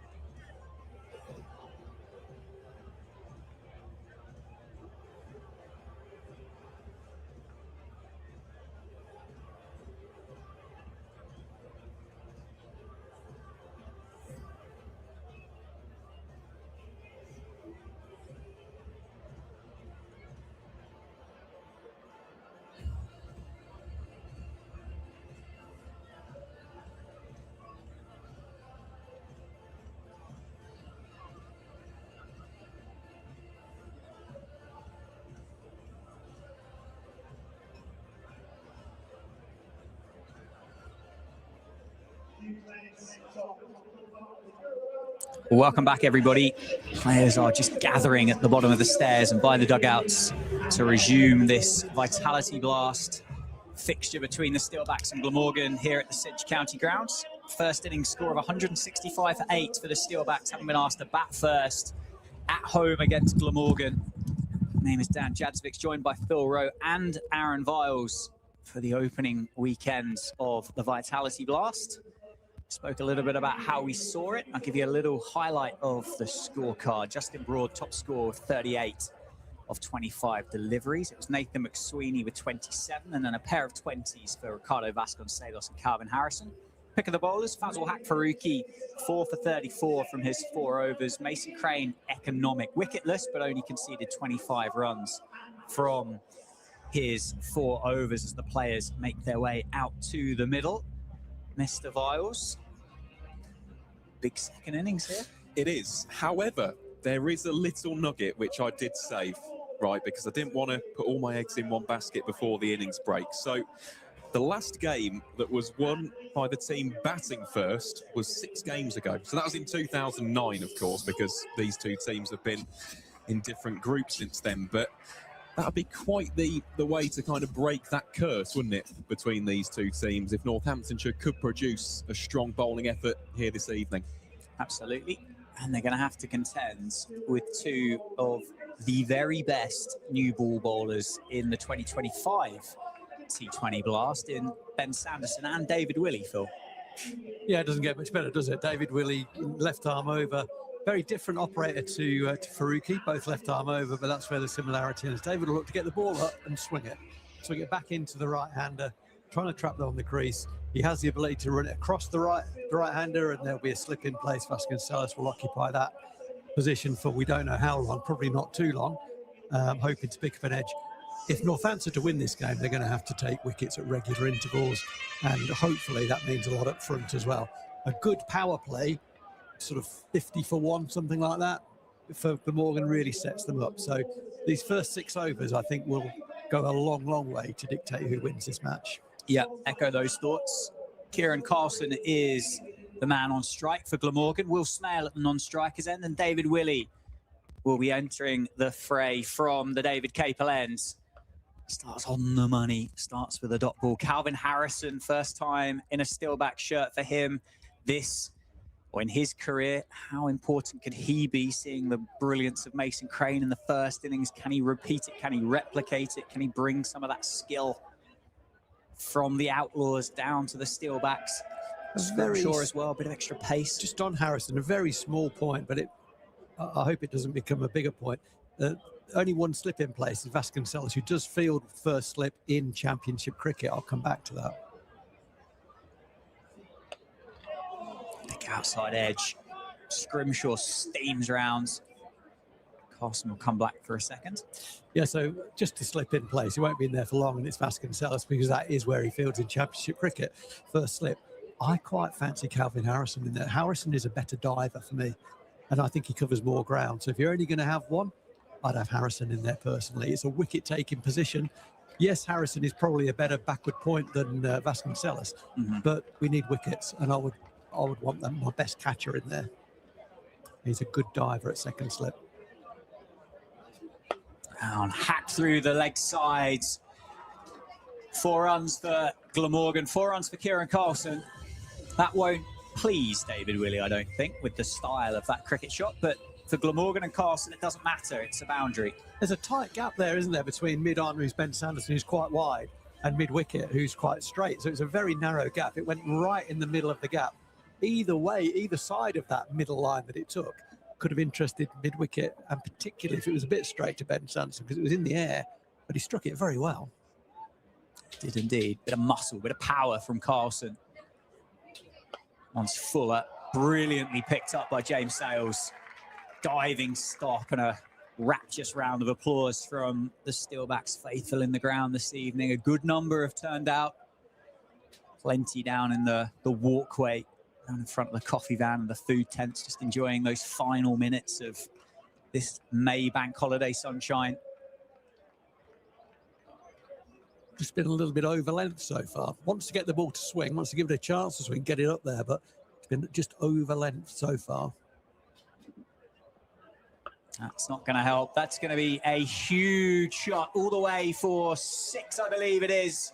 Carlson, couple of boundaries in this opening over, just picked up off a length, helped on its way, and 6 for the Glamorgan skipper. Yeah, it's a new team for us to watch as well, isn't it? And what's obviously very clear in the first 5 balls is that Kieran Carlson likes a slog sweep. The first one was in front of square, very much in front of square.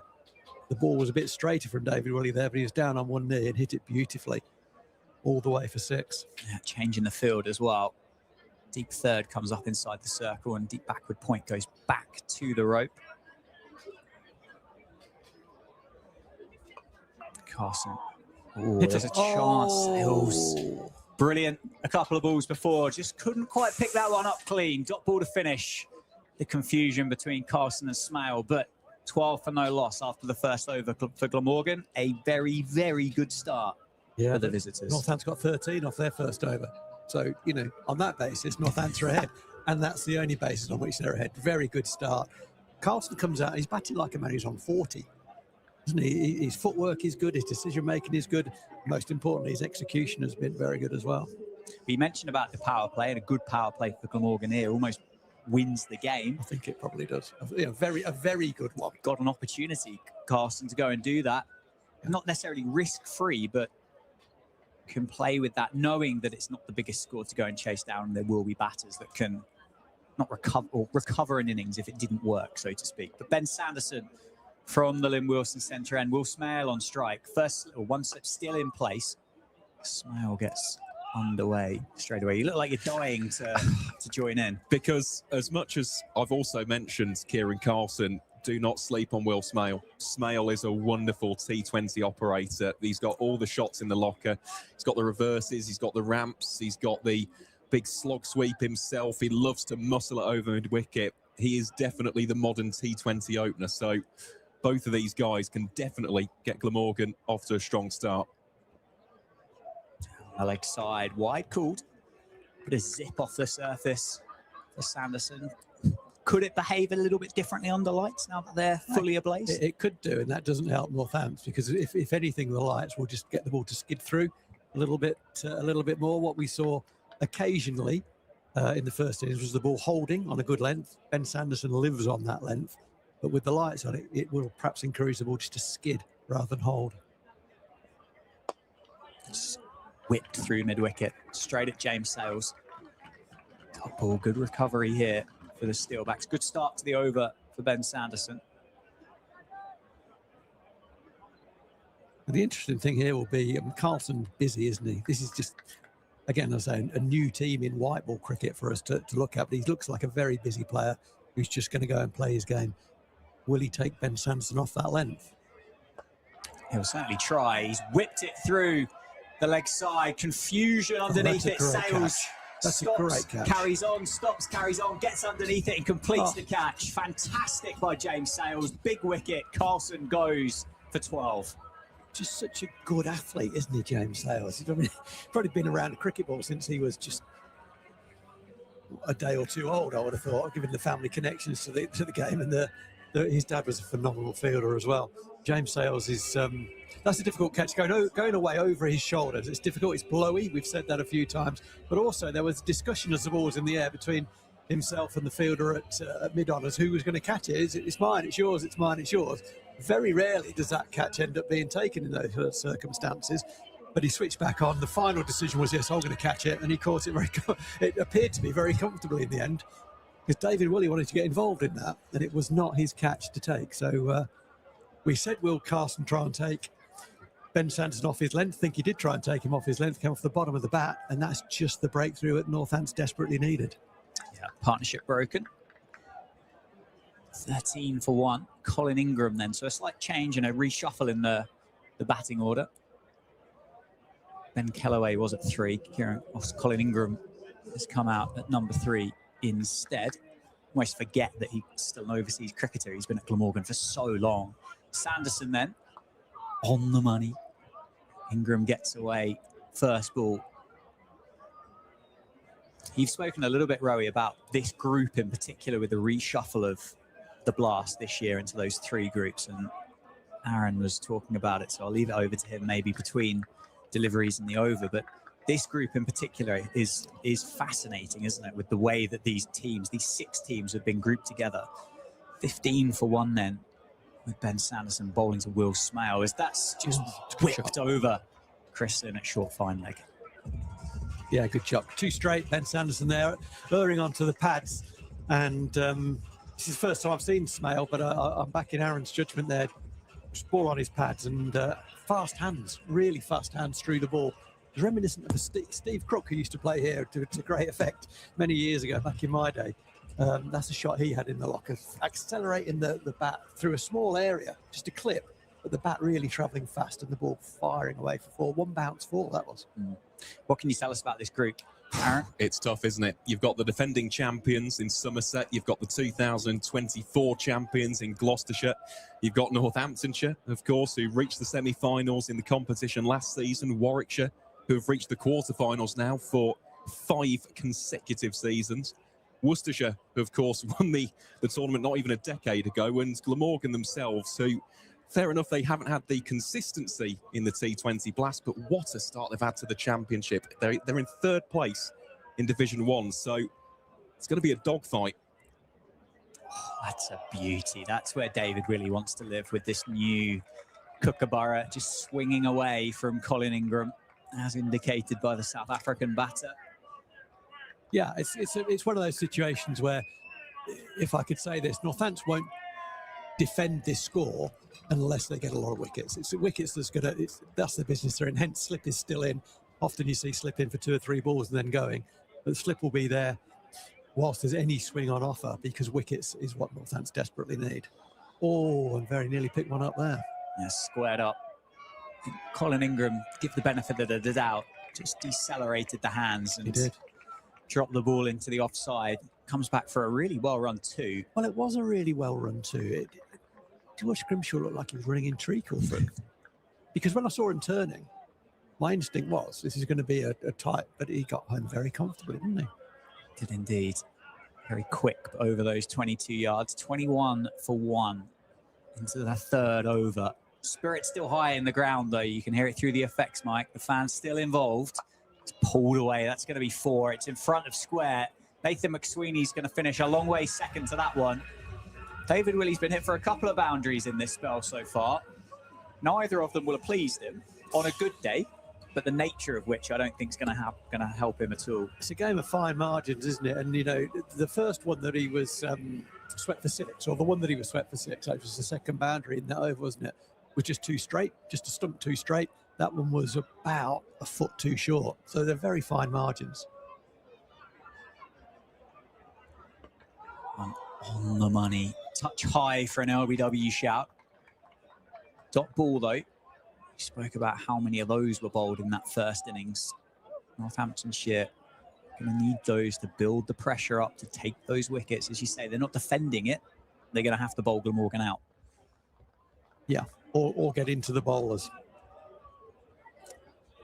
I mean, Crane's a useful guy to have coming in, number 9. Loves batting against Northamptonshire, apparently. I can't vouch for Ned Leonard, his prowess with the bat, or Faruqi. I hope I get the opportunity to see them bat.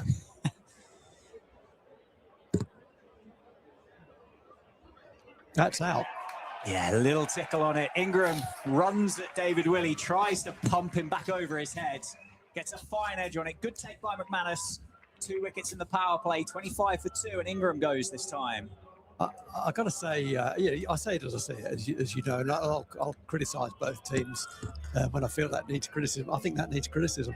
There's no need for Ingram to take such a big risk there. He exposed his stumps and tried to hit a ball sort of on the up that was a good delivery. It pitched and probably had a little bit of away movement to it. He played it nicely earlier in the over. As you said, he decelerated, ran it down for 2.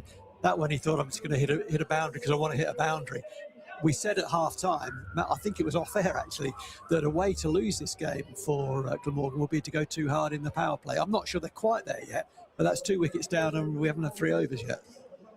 Yeah, it's quite a similar start to this innings to what we had at 6:30 this evening.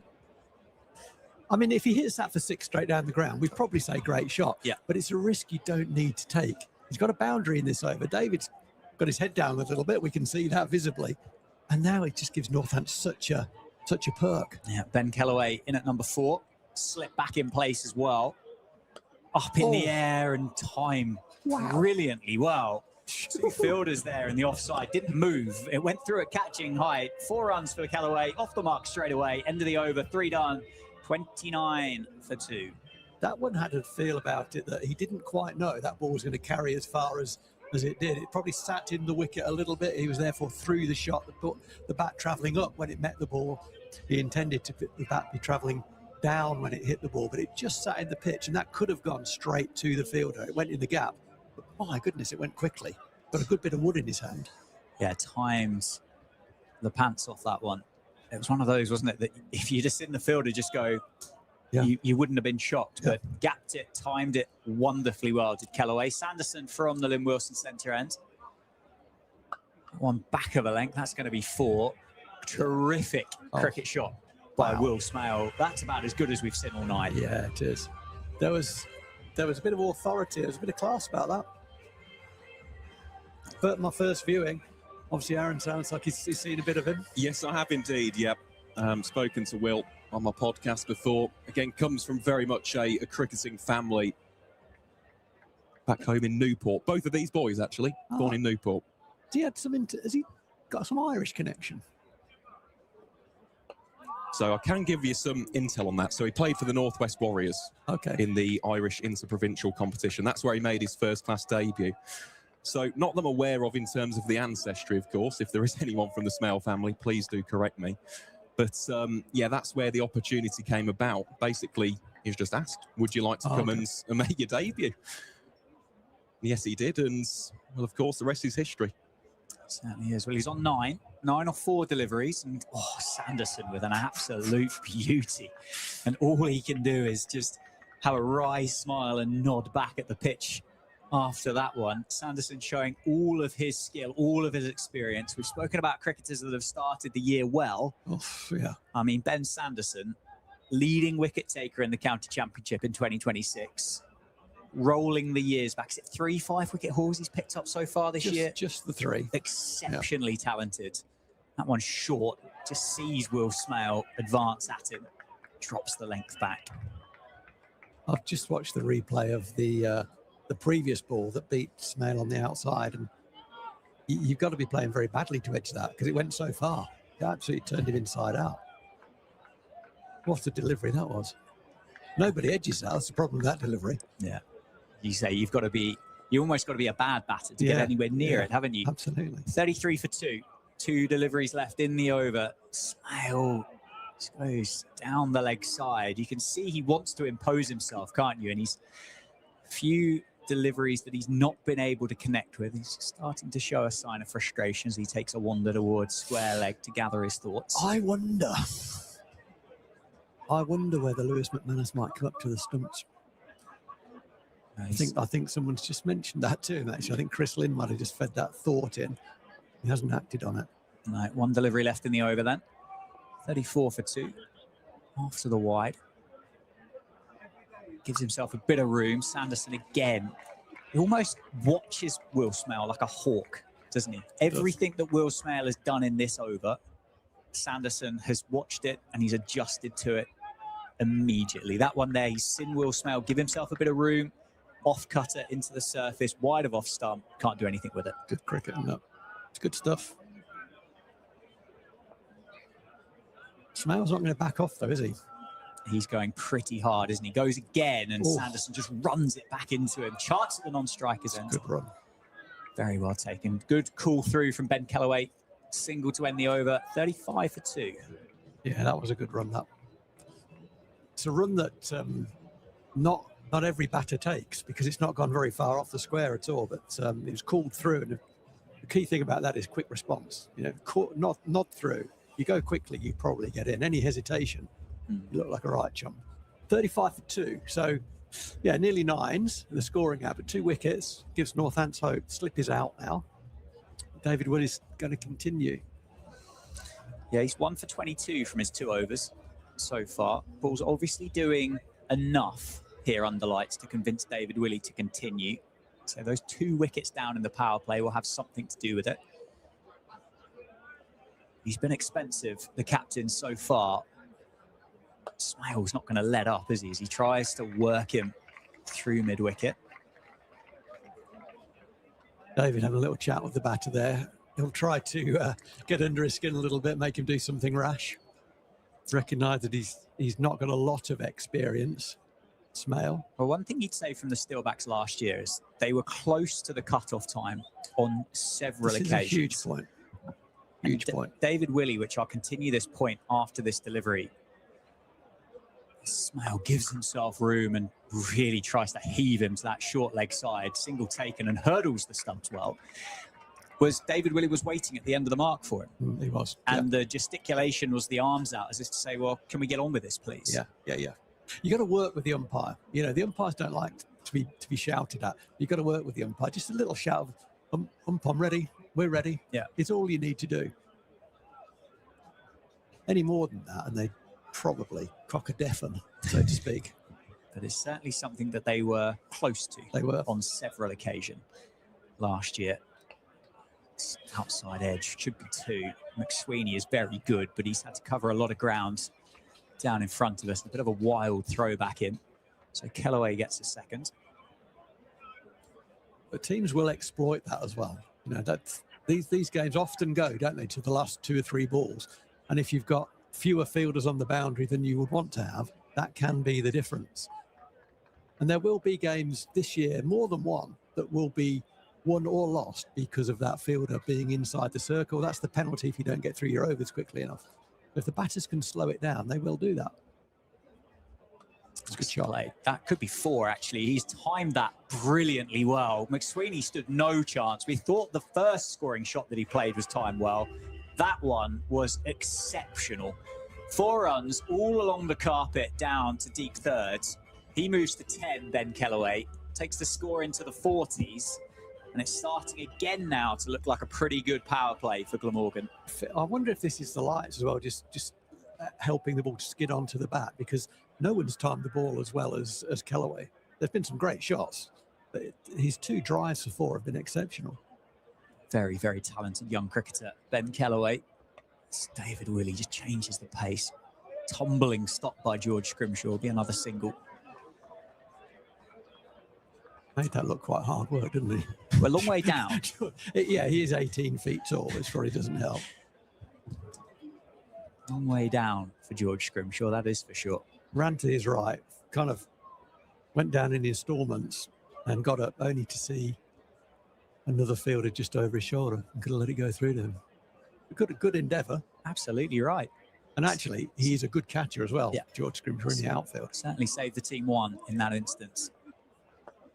Another single taken. David Willey, I don't think, has quite got it right this evening here in the power play. End of the over, 5 done, 45 for 2.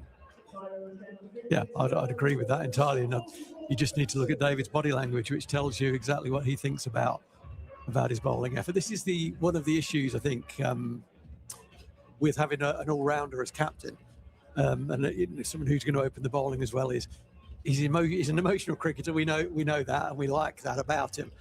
But you've got to make each ball. You've got to make an informed and balanced tactical decision. And I think, and I'll mention him again, this will be the last time. Ravi Bopara played a lovely foil to David Willey, and very rarely, but whenever it did happen, Ravi would come in from extra cover, which is kind of where he took up residence, and he wasn't going to be in the outfield, and would just put his hand on David's shoulder. Something would be said, and something would change. James Sales into the attack. Oh, a big appeal for LBW as it just falls into the leg side. Will be called a leg bite, but just on the angle, sliding down. Keeper going down the leg side probably gave the clues to the umpire there. Not a good indicator, is it? And I wonder who's going to step up and play that role in this side. There's a lot of experience there. Chris Lynn, Ben Sanderson is often in that kind of mid-off extra cover position to have a word with bowlers, but just sometimes the captain needs a bit of help. Pace on, inside edge into a sensitive area, maybe just inside the knee roll. Good pace here from James Sales. I'd say this is the quickest I reckon I've seen James Sale bowl this year. With a different action as well. He's gone slingy, hasn't he? He's gone far slingier than I've seen him previously. I think 4 balls of the power play left. Glamorgan won't want to lose a wicket here, but it looks like they're not backing off. No, foot down, isn't it? For sure. That's a full toss. That's a freebie, really. Just helped on its way by Will Smale. The dive by McSweeney in vain. Score moves on to 49. This looks like sort of a bit of a punt from Steelbacks here. It's James, slip yourself. You're not going to bowl all 4 overs here. Slip yourself, bowl as fast as you possibly can. And there's something in that. But the problem, as we know with white ball cricket, often the faster you bowl it, you don't get it right, the quicker it goes. Yeah, that first ball was down the leg side. That one was as well. That one straighter, half stopped by Broads, will allow Glamorgan to come through for the single. That'll be the 50 up for Glamorgan as well. Kellaway on 16, Smale on 12. Kellaway looks a good player, doesn't he? He had a good campaign, I think, last year with the bat for Glamorgan, and he started brightly here. He's only faced 7 balls, but every one of them seems to come out the middle of the bat.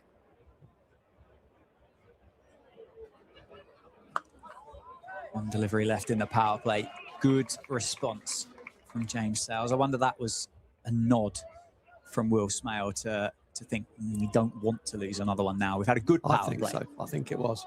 And actually, I can see, as you can probably see as well, Chris Lynn is making a number of gesticulations, just an exchange with David Willey. So he is playing that Ravi Bopara role. Here's a dot ball to finish. Slight more flourish on it from Will Smale, but end of the power play. 50 for 2. What does that stack up against where the Steelbacks were earlier? Yep, it is a stronger power play by 5 runs. The Steelbacks scored 45 for 2 from their 6 overs. Funnily enough, the exact same number of dot balls, but the difference, of course, for Glamorgan has been the 6.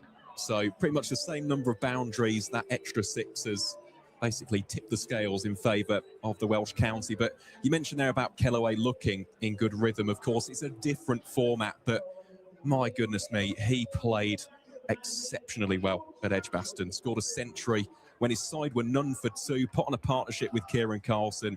You can just tell he's got that confidence, that mojo flowing through his veins. Scrimshaw into the attack.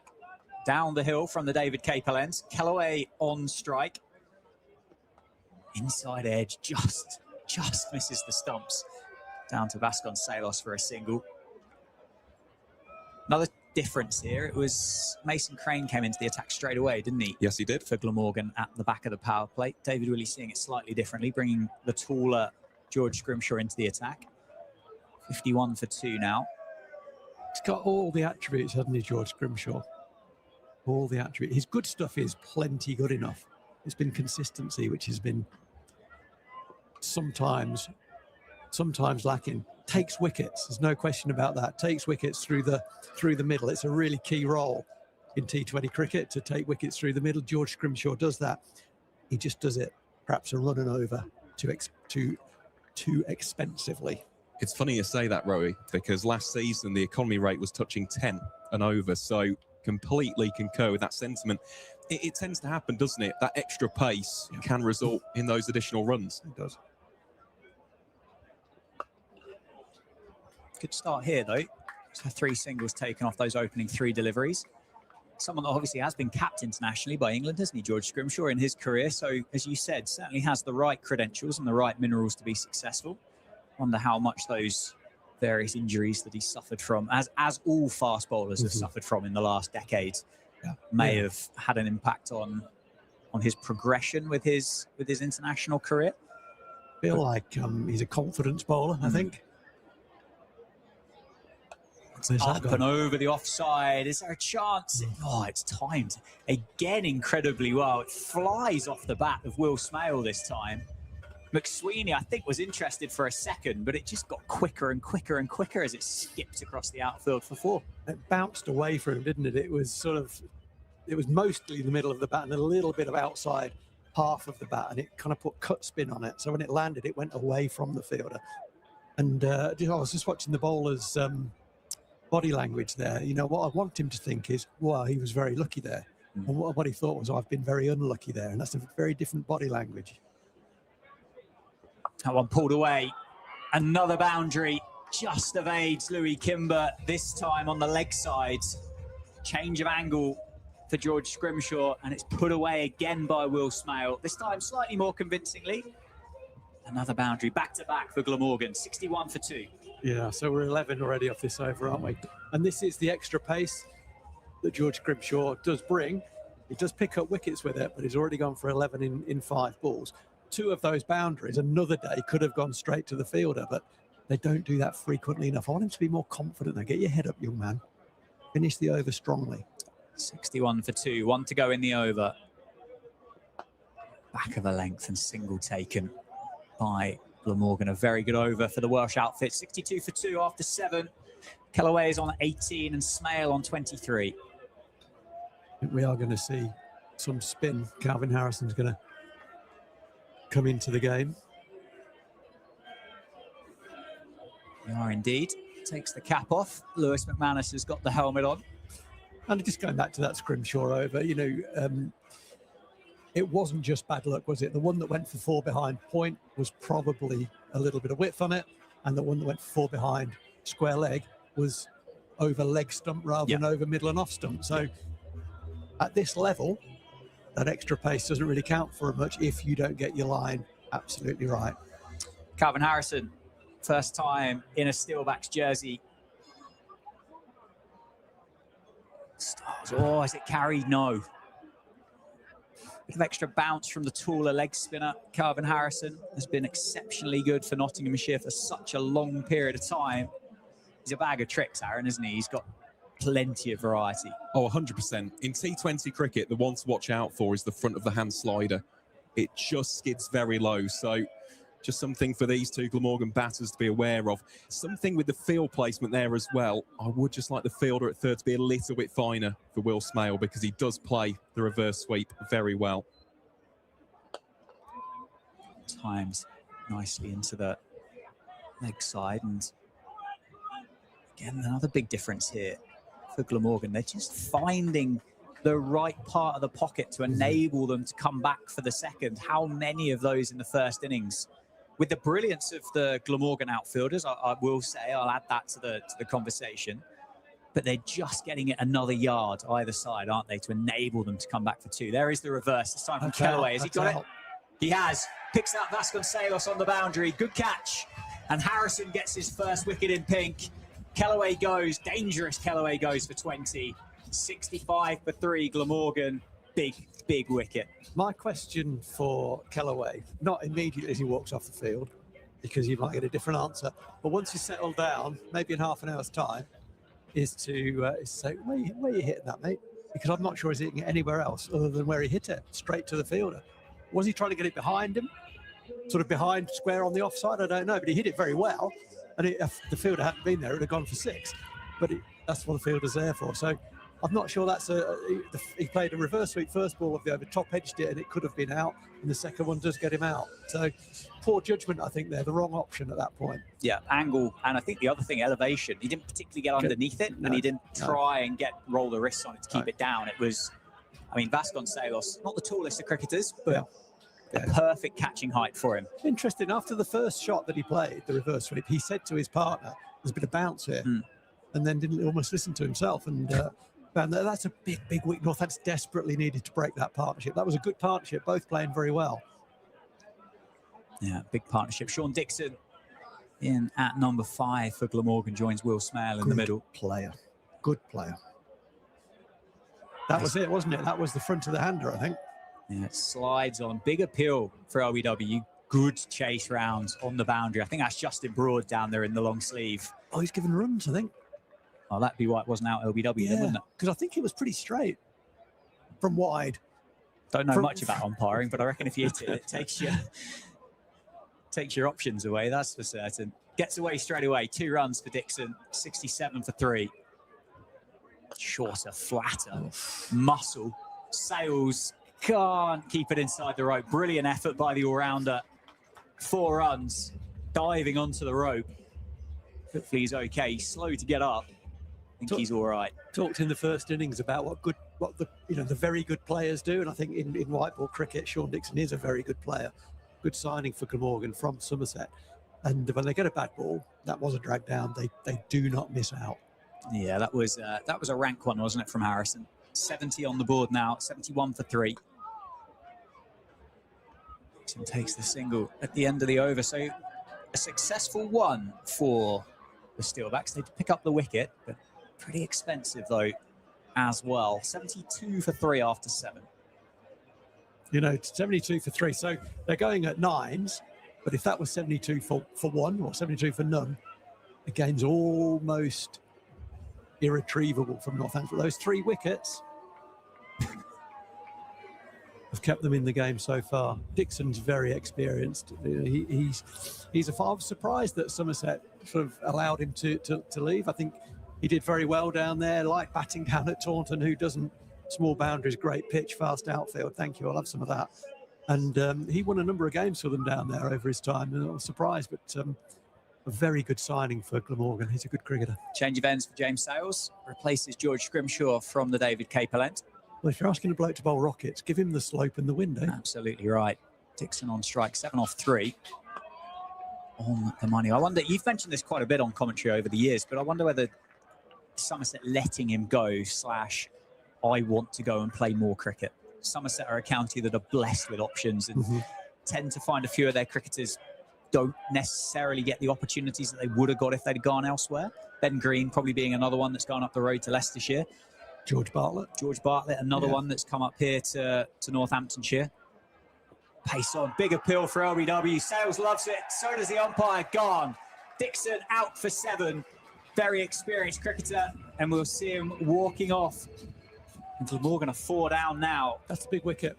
That is a big, big wicket. Again, we're at kind of almost gully line here, so we're not in the best place to see. My first instinct was sliding. Umpire took a long time to give it out. Don't get me wrong, from a Northamptonshire perspective, I'm glad he gave it out. Don't get me wrong. It just looked like it was perhaps sliding, but we'll see on the replay. It was an exceptionally good appeal. It was a good appeal. It was. Everybody went up, didn't they?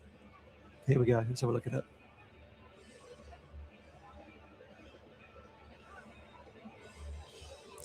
What's umpire Rowie saying? I'm saying that's sliding. Umpire Viles? I'd say just going down. One in our umpiring eyes in favour of the Steelbacks then. It wasn't, a howler, but I think given that you've got to be sure it's hitting leg stump, you'd probably keep your hand in your pocket. Yeah, but I did mention the quality of the appeal. It was a very, very good appeal from all involved. Yeah, it was. For Northamptonshire. Something they don't necessarily do in red ball cricket, but they certainly do as the Steelbacks. 7-2 for 4. Chris Cook in there, and that was close. Single take, and McManus has a shy and hits at the non-strikers end. Sales appeals again. Why not? It's Hit all the happening, stumps isn't and it? win a prize. It's all happening. Whilst the crowd are not singing the songs and so on, there's a bit more vibrancy. They're a bit more animated, aren't they? They know, as we know, this is a really crucial next kind of 4-5 overs. Whoever wins this next 4 or 5 overs probably goes on to win the game, I think. And for Northants, that means probably taking 2 wickets. Yeah, 73 for 4. Can they get those 2 wickets? What can Glamorgan? Oh, great Yorker, that, isn't it? I can go one further. So if you win these next 4 or 5 overs, you win the game. Aaron Viles, before we started, said if you win this group, you win the blast. Did he? I like that. Yep. Well, obviously, I'm going to agree. It was my opinion. Yeah. You haven't changed your mind in the last couple of hours. No, I have not. That's good. No, it's incredibly competitive, is the central group. Oh, another big appeal. Keeps a little bit low. Shake of the head this time from the umpire. McManus can't believe it. One thing he's not done has gone down the leg side. What we'll find out is that was the equaliser from the umpire, I think. That was probably a bit straighter. It looked like it jagged, so it could have jagged too far. That was the Yorker the ball before. We will get a replay of that LBW shout in a moment. Getting towards the end of this over, though, the end of the 9th. Sales with an inspired spell here, and that is a beauty to end it. 73 for 4. It's just started to do something here for the hosts. Great. Nice round of applause for the local lad as well. I said it when he came. Yeah, that's sliding. When before the start of this over, I mentioned he's obviously been told to bowl rapidly. Just slip yourself and bowl as fast as you can. He should have bowled both his overs with it's quite a strong breeze out there and a bit of slope. Very well bowled. Nice little round of applause. Yeah, makes his way down to the boundary just in front of us here at the Lynn Wilson Centre end. Those in the hospitality welcoming James Sales back to his fielding position. Yeah, Chris Cook likes a sweep. Calvin Harrison then against Chris Cook. Down the leg side. Oh, it's a wide signalled. Crowd can't believe it. They thought it was gone. Yeah, I think That didn't look like a convincing appeal, that did it? Looked like an afterthought, didn't it? It did, yeah. One over pitched offside. Would just be one though with the sweeper down on the rope. Louis Kimber does the work. David Willey backs up. Just checking over his shoulder to make sure his teammates were keeping the same standard that he sets himself. And he did see Justin Broad, which will please him. You have to make that run that Justin Broad made, like a 40-metre run every single time. Probably field one a season. There's the sweep. Missed times by Smale. Nicely bowled. He held that one back a little bit, didn't he? I mean, what kind of numbers has Harrison got in the blast? We know they're good. 65 wickets at 7.86 economy rate. It's an exceptionally good record, isn't it? And you've got to say, Nottinghamshire, I believe he had a year left on his contract, would have been a Nottinghamshire cricketer in 2026. To have let go of that for this competition. Calvin Harrison's come to play all three formats here for Northamptonshire, which is brilliant. But to let that go is huge. Oh, that's close, is it? Big appeal given. Harrison gets his second. This time it's Smale, the dangerous Smale. Goes for 24 off 23. Hadn't quite got his innings going the way that he would have wanted it to do. Struggled against Sanderson. Those dot balls did build up. Couldn't quite get going. And he goes trying to sweep Calvin Harrison for 24 off 24. He was a bit starved of the strike as well, wasn't he? I'm sitting now watching the replay, expecting to see the LBW, and I'm a ball out on the replay machine. But we will have time to have a look at it. He stood for a while, didn't he? The batter, after he was given out. I think it was more disappointment than anything else. Was that the one out the front of the hands, Aaron, as well? I think that's dead. I think that's absolutely a good decision. Russell Warren, formerly Northampton's player and Notts player, obviously probably played a little bit more at Notts than he did at Northampton. He's a local lad, but he only gives them out if they're out. Very good umpire. It looked pretty wicked adjacent, didn't it? 77 for 5. Dan Douthwaite in with Chris Cook. You mentioned how good of a batting lineup it looked to have Dan Douthwaite at 7. Did you expect to see him in quite as early as what he is here? In the first half of the innings, effectively. He's a good player, Dan Douthwaite. He's going to do it over a longer period of time than he's used to. And a great fight back here for the Steelbacks. 5 wickets in the first half of the innings. 2 new men in for Glamorgan. Cook on 3, having faced just 3 deliveries. Douthwaite has faced his first now. With a drag down, tempted googly. Just a single. Good over for Calvin Harrison to end the first half. 10 overs done then in this Glamorgan run chase. It's 78 for 5. Who's going to bowl the next over? Okay, James Sales is getting ready to do that. He's just run, James Sales, from long on all the way.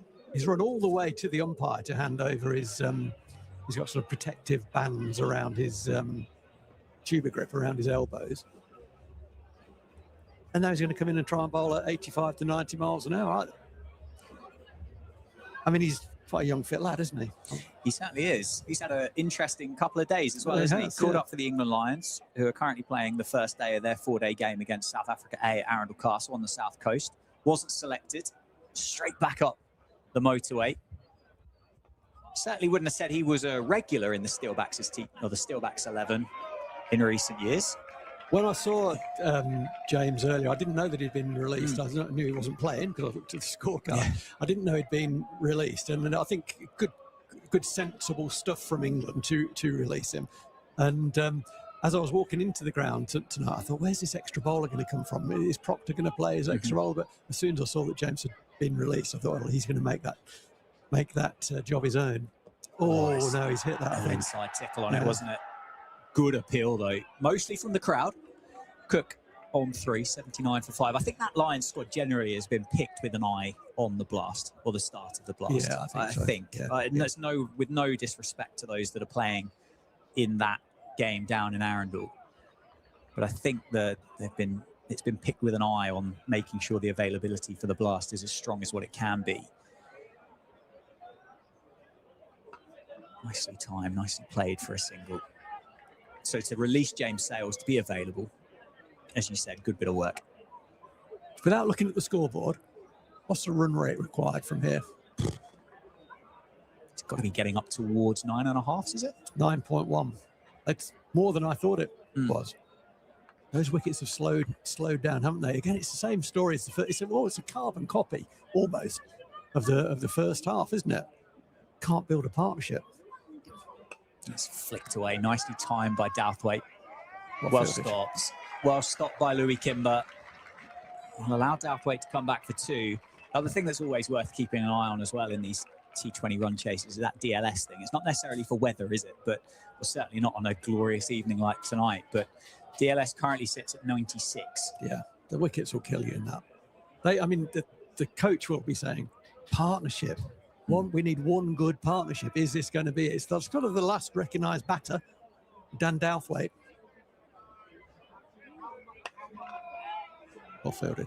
Great stuff, isn't it? Ben Sanderson. Love that, Sando. That's really old school from Sando. In that, there was a bit of a fumble, wasn't there? But my old coach used to say to me, keep your fumbles in front of yourself. And what he did there was he presented an open hand. He didn't try and stop the ball one-handed. He just padded it forward. And when the batter sees that the ball is in front of the fielder, they never run. Good cricket. Old school cricket like that. 82 for 5. So times. Douthwaite takes that single to end the 11th over. I reckon Jimmy Sales has blown a gasket there. I think he's given 3 overs absolute full gas every ball and run from long on each time to do so. I don't know if he's got another one in him. It looked like a slower ball without being a slower ball, didn't it? That last one. It did, yeah. 11 overs then. He's signalling to the dressing room. What does he want? Oxygen? Probably a drink and some... Carlsberg? Well, maybe later. Other drinks are available. Maybe later. Yes, he does want a drink. How are you seeing it, Aaron? Well, it is very, very tight, and it is almost a carbon copy of that first innings. You look at the last 4 overs, 1 run, 5 runs, 2 runs and 5. Harrison continues. That's going to be a free 5, isn't it? That's fired straight down the leg side. Misses everything and everybody. And he's going to have to reload and bowl that again. That's handy for Glamorgan. Oh, dear, oh, dear. Yeah, that's... I mean, for a keeper of Lewis McManus's quality, not to get anything on it tells you how wide that ball was. Oh, good comeback. Very good comeback. Sorry, Aaron, you were... Yeah, I mean, it goes back to the magic word in cricket. It is partnerships. I mean, aside from that one between Kellaway and Smale, which was worth 40, the rest have been very, very slender so far. And also the boundaries are drying up. I think that is also something else to mention. Glamorgan did this brilliantly in the middle overs, but Northamptonshire themselves, I mean, it's been 4 overs now since a boundary was scored here for the visitors. So just feels like there needs to be a pressure release, whether that's from a bad delivery or a great bit of cricket. Something needs to give. So far, don't forget the 5 wides. Of course. Off the bat, we shall say. Also, I saw the replay of it, and it wasn't a wide, it was a treble wide. Oh. It was so wide. Yeah. Fortunately, they don't count for the 3. So it was a long way wide, wasn't it, for McManus to get nowhere near it. Good comeback here for Harrison, though. He has responded well. He has. 2 deliveries to go in the over. 90 for 5, the score. On the pace completely off of it. Douthwaite just drops it into the offside for a single to end the over. I'm going to give you guys 1 ball to think about this. At the end of the over, I want you to tell me who's going to win the game. God. Gone very quiet. Not what you want to do when you're on commentary, is it? There's another singles taken to end it. So 12 overs have been completed in the innings. 8 to go, 92 for 5. Aaron, I'll let you go first. Whoever plays the better cricket. Oh, God, that's a terrible answer. I'd say at this stage of the game, 5 wickets down, 92. This is the last partnership, isn't it? The last recognised partnership of batters. You'd say Northamptonshire in the drive seat at this stage of the game. So if the game continued in the way that it's going right now, you'd say Northamptonshire would win this game of cricket. But this partnership, Dan Douthwaite in particular, this ground isn't big enough to contain Dan Douthwaite if he can get himself going. Diplomatic, wasn't it? Yeah. I did give you a winner, though. You did. And unlike this guy sat next to me. I think Northampton are favourites at this time, 60-40. Aaron's just had to stand up because of the splinters. Very good. I enjoyed that. 8 overs to go. 92 for 5. Cook on strike, flicked into the leg side. It's gone up into the air. Is there a chance? There is. It's a very good catch. Kimber, the man underneath it. Cook goes this time. Tries just to use the pace and help it on its way. Scrimshaw back into the attack, gets the wicket, breaks the partnership. That's what George Scrimshaw brings you, doesn't it? You know, another ounce of energy on that ball. It goes for 6. It was a really well judged catch, wasn't it, on the boundary by Louis Kimber. It was in the air so long that he had time to worry about it. But rather than worry about it, he took that time to have a look and make sure he was absolutely inside the boundary rope. What was going through his mind was, is it going to be a dive? I'm going to throw it back. The fielder at long leg was racing towards him should that have occurred. But he actually did his own work there. Nicely pouched on the boundary. And that is huge now, isn't it? That is absolutely huge. 6 down. Well, it has been a proper collapse now. Just to look at these past 4 wickets. Yep. They've fallen for 27 runs. So really hasn't been an easy time of it for Glamorgan in the middle overs. It has come as a result of some really good bowling. But again, it's getting difficult because of a lack of time in the middle for a lot of the Glamorgan batters. But the problem is, of course, this isn't 50-over cricket.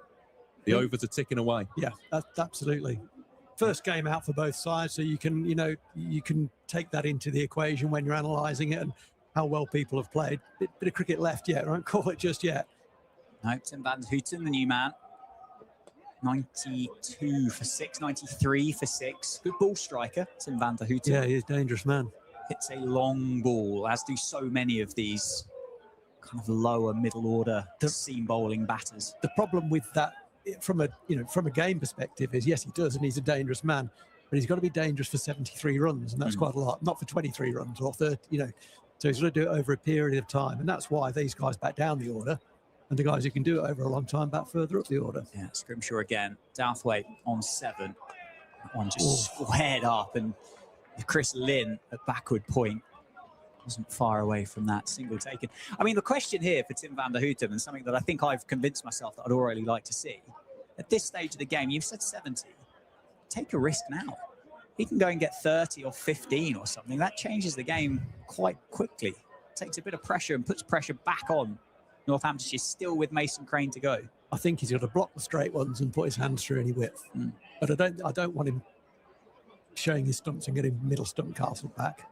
No. Oh, he's gone. We're not going to see much of him at all. He's gone. Pace bounce from Scrimshaw. Absolutely. Tickle on it from van Houten. Good catch from McManus again. Second in the game for the keeper. 7 down now, Glamorgan.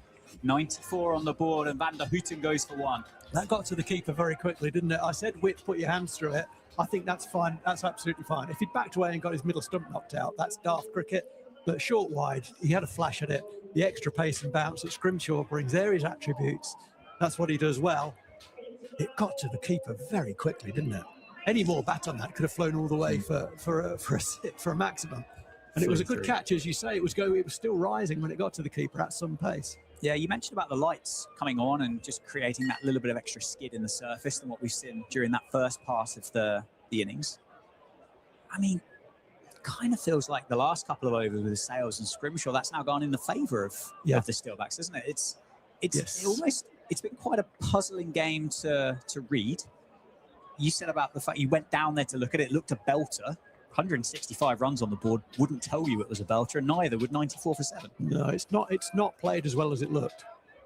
That's for sure. I don't think it's been a poor pitch. No. But it's not been the absolute road that it looked like it was going to be. 94 for 7 then. Mason Crane bumped up the chimney. McManus can't quite get there. Very well bowled. Very fortunate for Mason Crane. Didn't know where that went. Wasn't in control of it. Nasty one to get first up. Right on the money, wasn't it? Right on the badge, as they say. On the badge of the helmet. You don't want people to get hit. Absolutely don't want that. But if you're going to bowl a bumper, that's where you bowl it. Welcome. Yeah, and I mean, what a response this is from George Scrimshaw's first over as well. Yeah, good on him. Looks like a different cricketer, doesn't he? 2 for 14 he's got. You can see it in his body language. He runs in differently. His knees are pumping. God, it's just quicker, isn't it? 2 for 14 off 2 overs. Sorry, 2 for 15 off 2 overs. Fantastic. Good lad. Excellent comeback. Keep going, though. Keep going. Run rate over 10 now. Yeah, and 3 wickets left for Glamorgan. Mason Crane and Dan Douthwaite in the middle. 13 overs have been completed in the innings. I just, you know, looking at when you bat second, what you do know is this: you've got to get one more than the opposition. So you know the number you've got to get. You've assessed the conditions, hopefully, of how it's gone, how the ball's come off the wicket, whether it's turned, whether it's gripped, etc. I think Glamorgan have gone a bit hard at this. You said that at the break, didn't you? You said that would be the way that the game gets lost, and the minute it's proving to be that case. Harrison starts his final over. 3 overs, 2 for 24 so far for the tall leg spinner as Crane looks for the second. Douthwaite turns him down. 96 for 7. So that DLS score, if anybody's interested, is currently 126. So they're 30 runs behind. And yeah, DLS is as you said, I think, Dan, is a really good indicator in run chases of where you want to be. It's a clever system that it tells a story. It's worth keeping an eye on. You can add value to it. It doesn't just have to be in conversation when it's drizzling, does it? It obviously includes those 7 wickets down, and with the time left, it's then equating that with those 3 wickets remaining, that's the score that they would need to be at to be successful. That's going to help. Wow. What a shot that is from Dan Douthwaite. I said the ground wasn't going to be big enough for him, and it isn't. It skipped off the driveway, round the ground, and it's gone over the wall into the back gardens. 100 up for Glamorgan, and what a way to bring it up. So Harrison saw Douthwaite backing away and tried to follow him, and that's kind of Douthwaite's energy was going that way. It's not a bad tactic to follow someone there, but it is a bad tactic if he then gets down on one knee and sweeps it up the middle of the bat whilst moving into the leg side. Really well played, and it's an incredibly well executed shot. Just looks like a random sweep, but there's more going on there. Backed away to open up the offside where there's only one boundary fielder.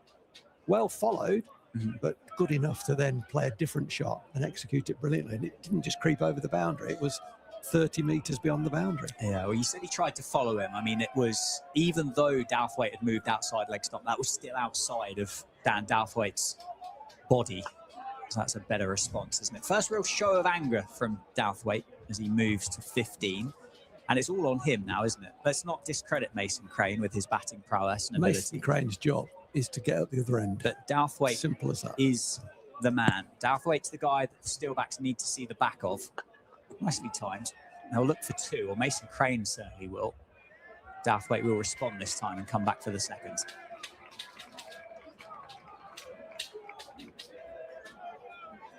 This is where I'd like to see Harrison take some energy off the ball, a little bit slower, a bit loopier. Maybe try and turn one.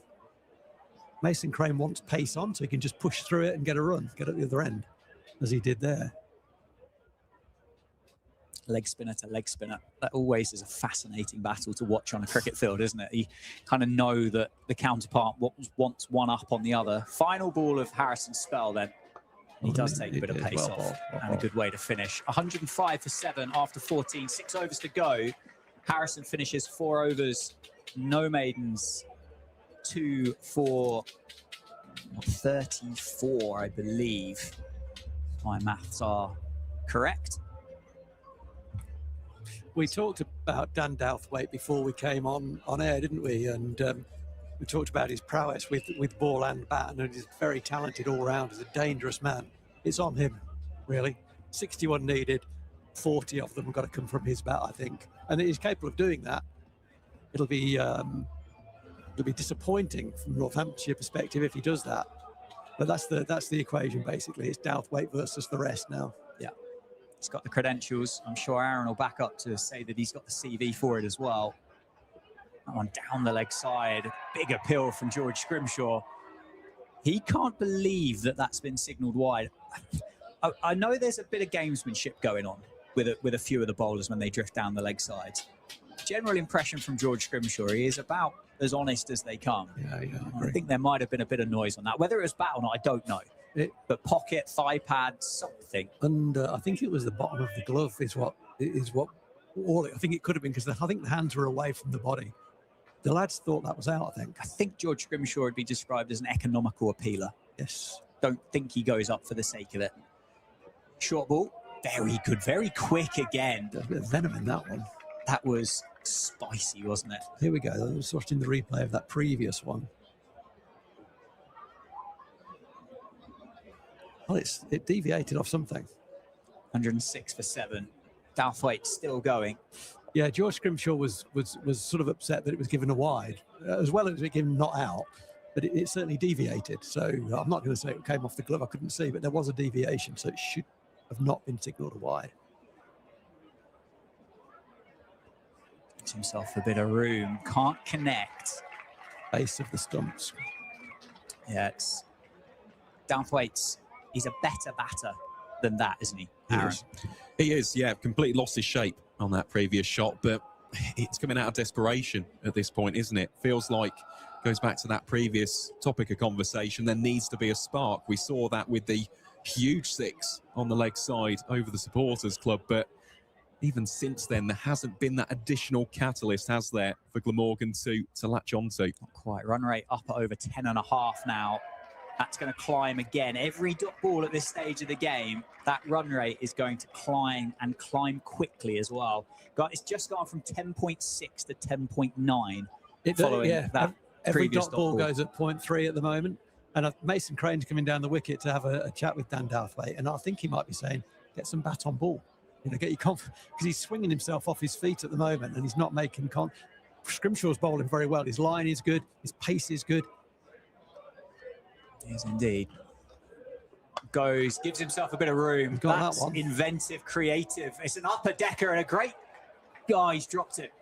He's dropped it. I was just going to give the big build up for the man in the members, and he's dropped it in the upper deck.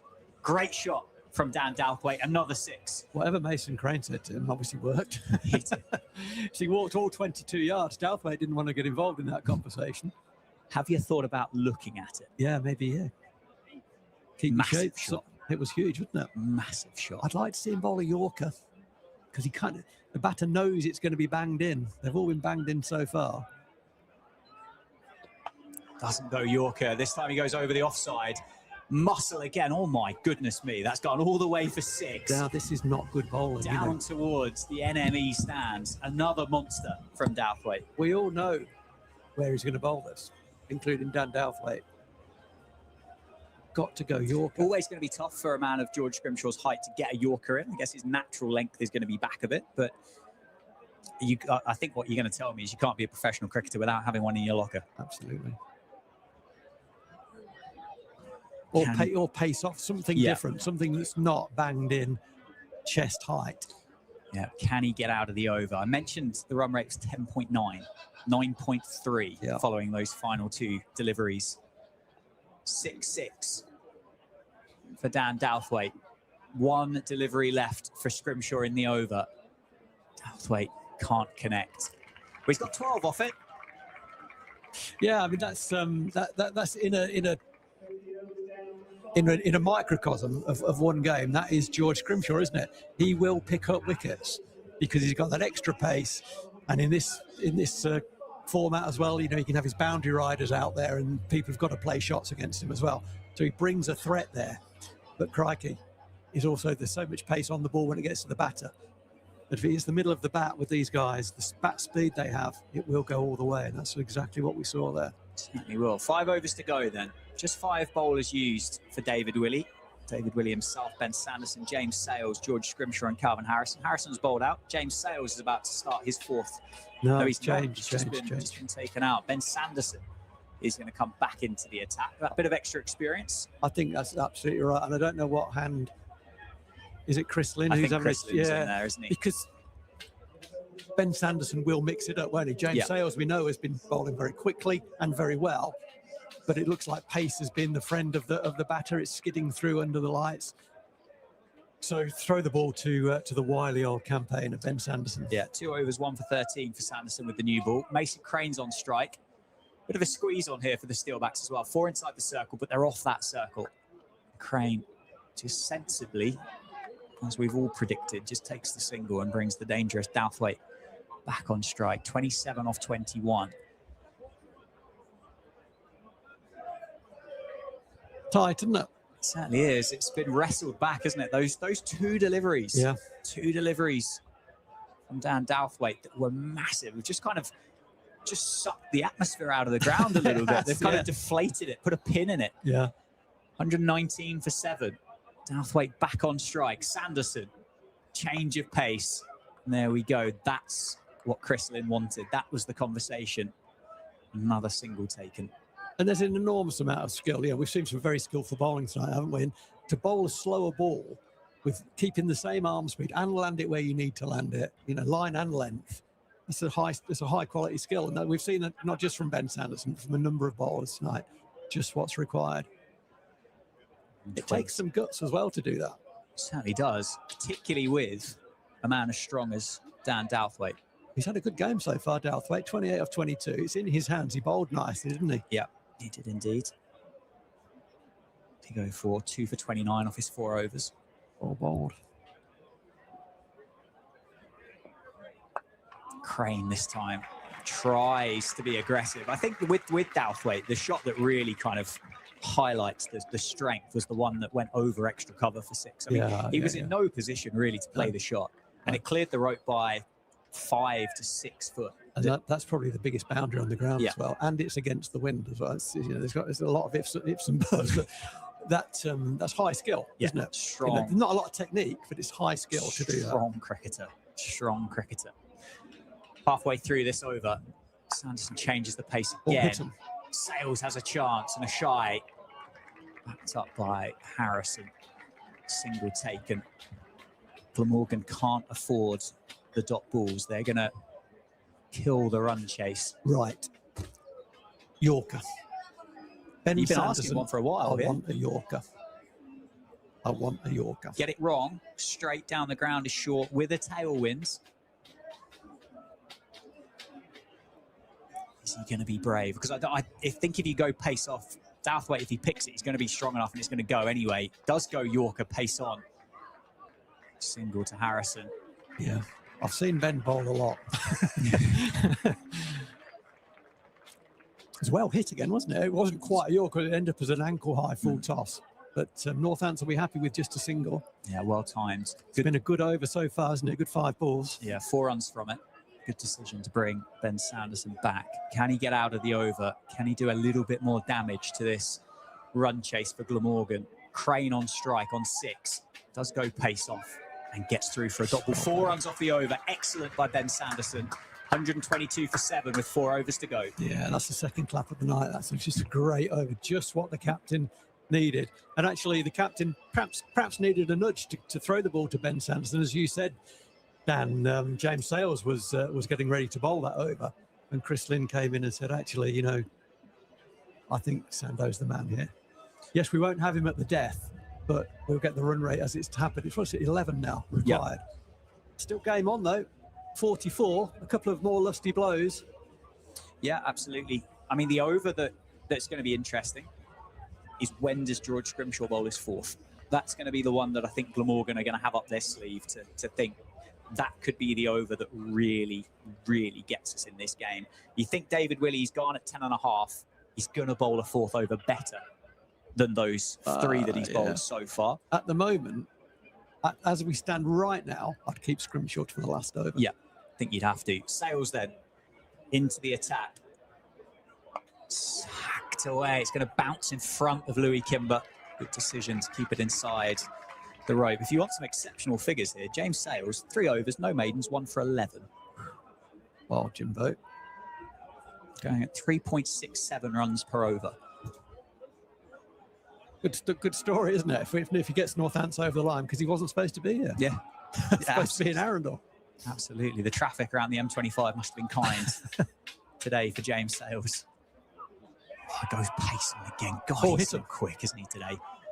Chris Lynn. I'll let you describe the fielding there, I think. Well, enthusiastic. Yes. Not required. And if you get run out by Chris Lynn, it's a terrible run, I would say.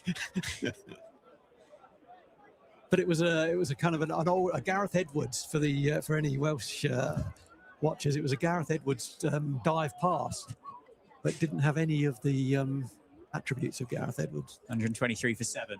Great Yorker from Sales. Just hurt him. That's hurt him. That got him straight on the toe. I think it might have hit his back. That's hit him somewhere, isn't it? I don't think it was toe. I think it was more fleshy. Oh, really? Yeah, I think. Well, hopefully he's all right. Sales is bowling at the speed of light this evening. Certainly foot or ankle, isn't it? What's the cutoff here, by the way? We talked about it at 21:23. Yeah. So 13 minutes. This is where you work nicely with the umpires. Because there's a stoppage here, isn't there? You say, do we get a minute for that? 7 wickets. It's got to be a minute. Well, you don't get any time for wickets. Oh, okay. No, you don't get any, Right. unlike Championship cricket where there is an allowance, but you don't get any time for wickets. And they're going to have to get a little bit of a wriggle on here, aren't they, if they're going to start that final over in 13 minutes' time. The only rule about that, about 4 wickets, is the batters have to cross on the field. Okay. Down into That's well the hit. offside. It's going to be 1 bounce 4 down towards Memsar, but deep mid wicket, showing no sign of ill effect for the bruise on the foot for Mason Crane. Moves to 10. That's well struck, wasn't it? It was almost a carbon copy of the previous ball, just wasn't quite as full. We allowed him to hit under it. He hit it very well. 1 bounce 4. Stumps. He's just tailed it too much. I think keep the stumps in play, James. Don't lose the stumps. He's gone Yorkers, isn't he? He's tried to really spear them in. Goes Yorker again. Oh, it's exceptionally well fielded. Saves 3. I think he has saved 3 because he absolutely nailed that, didn't he, Mason Crane? How easy is it going to be to find out how many boundaries Sales has been hit for? Because that's got to be the first, isn't it, that he would have been hit for in that. Yeah, I'd say it probably is. In that spell of 3 and a bit overs. Getting towards the end of the spell. He's got 1 delivery left. Well, Dalfate's just had a look and seen that fine leg has come inside the circle. Oh, that's gone up and it's gone miles. No doubt about that. That is huge. That's out of the ground. It's over the members. I think that's gone straight in the back gardens. What a cricket shot that is by Dan Douthwaite. Just waited for it like a coiled spring.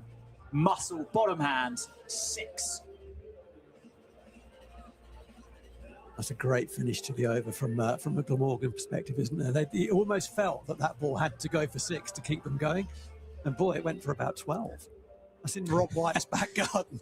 Rob White, formerly a player here, now an umpire, lives in that vicinity. You're in the Kevin Peterson school of T20 cricket, are you? If you hit it out of the ground, you should get 12. No, I'm not. I mean, I don't agree with anything that man says, to be honest.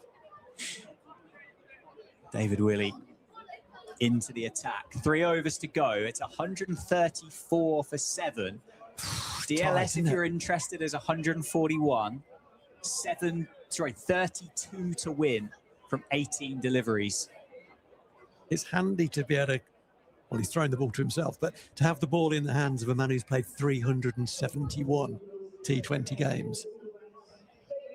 He's going to make that count. Yeah, the captain. Change of ends. 3 overs, no maidens, 1 for 31 for David Willey. Mason Crane sensibly will take the single. Dan Douthwaite, no interest whatsoever in a second. Douthwaite's now on 36. 36 off 25. I'm interested no to see 4s where, and 4 6s. Sorry, Dan. I'm very interested to see where David chooses to bowl at Dan Douthwaite. I would be tempted to go across him and bowl just inside the wide line. Sort of Yorker length inside the wide line. Because I think all of his, well, apart from that 1 over extra cover, most of them are on the leg side. He's got protection on the leg side. Goes full toss. Douthwaite furious with himself that he's missed out on that. Takes the single. We'll get back on strike. Crane is more than qualified to get the big hitter back at the danger end.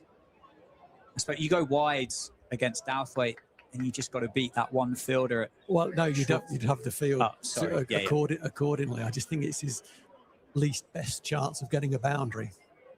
Put that into English in a minute for everyone. Oh, we worked it out. Ball hit him. Chance. Oh, it's close.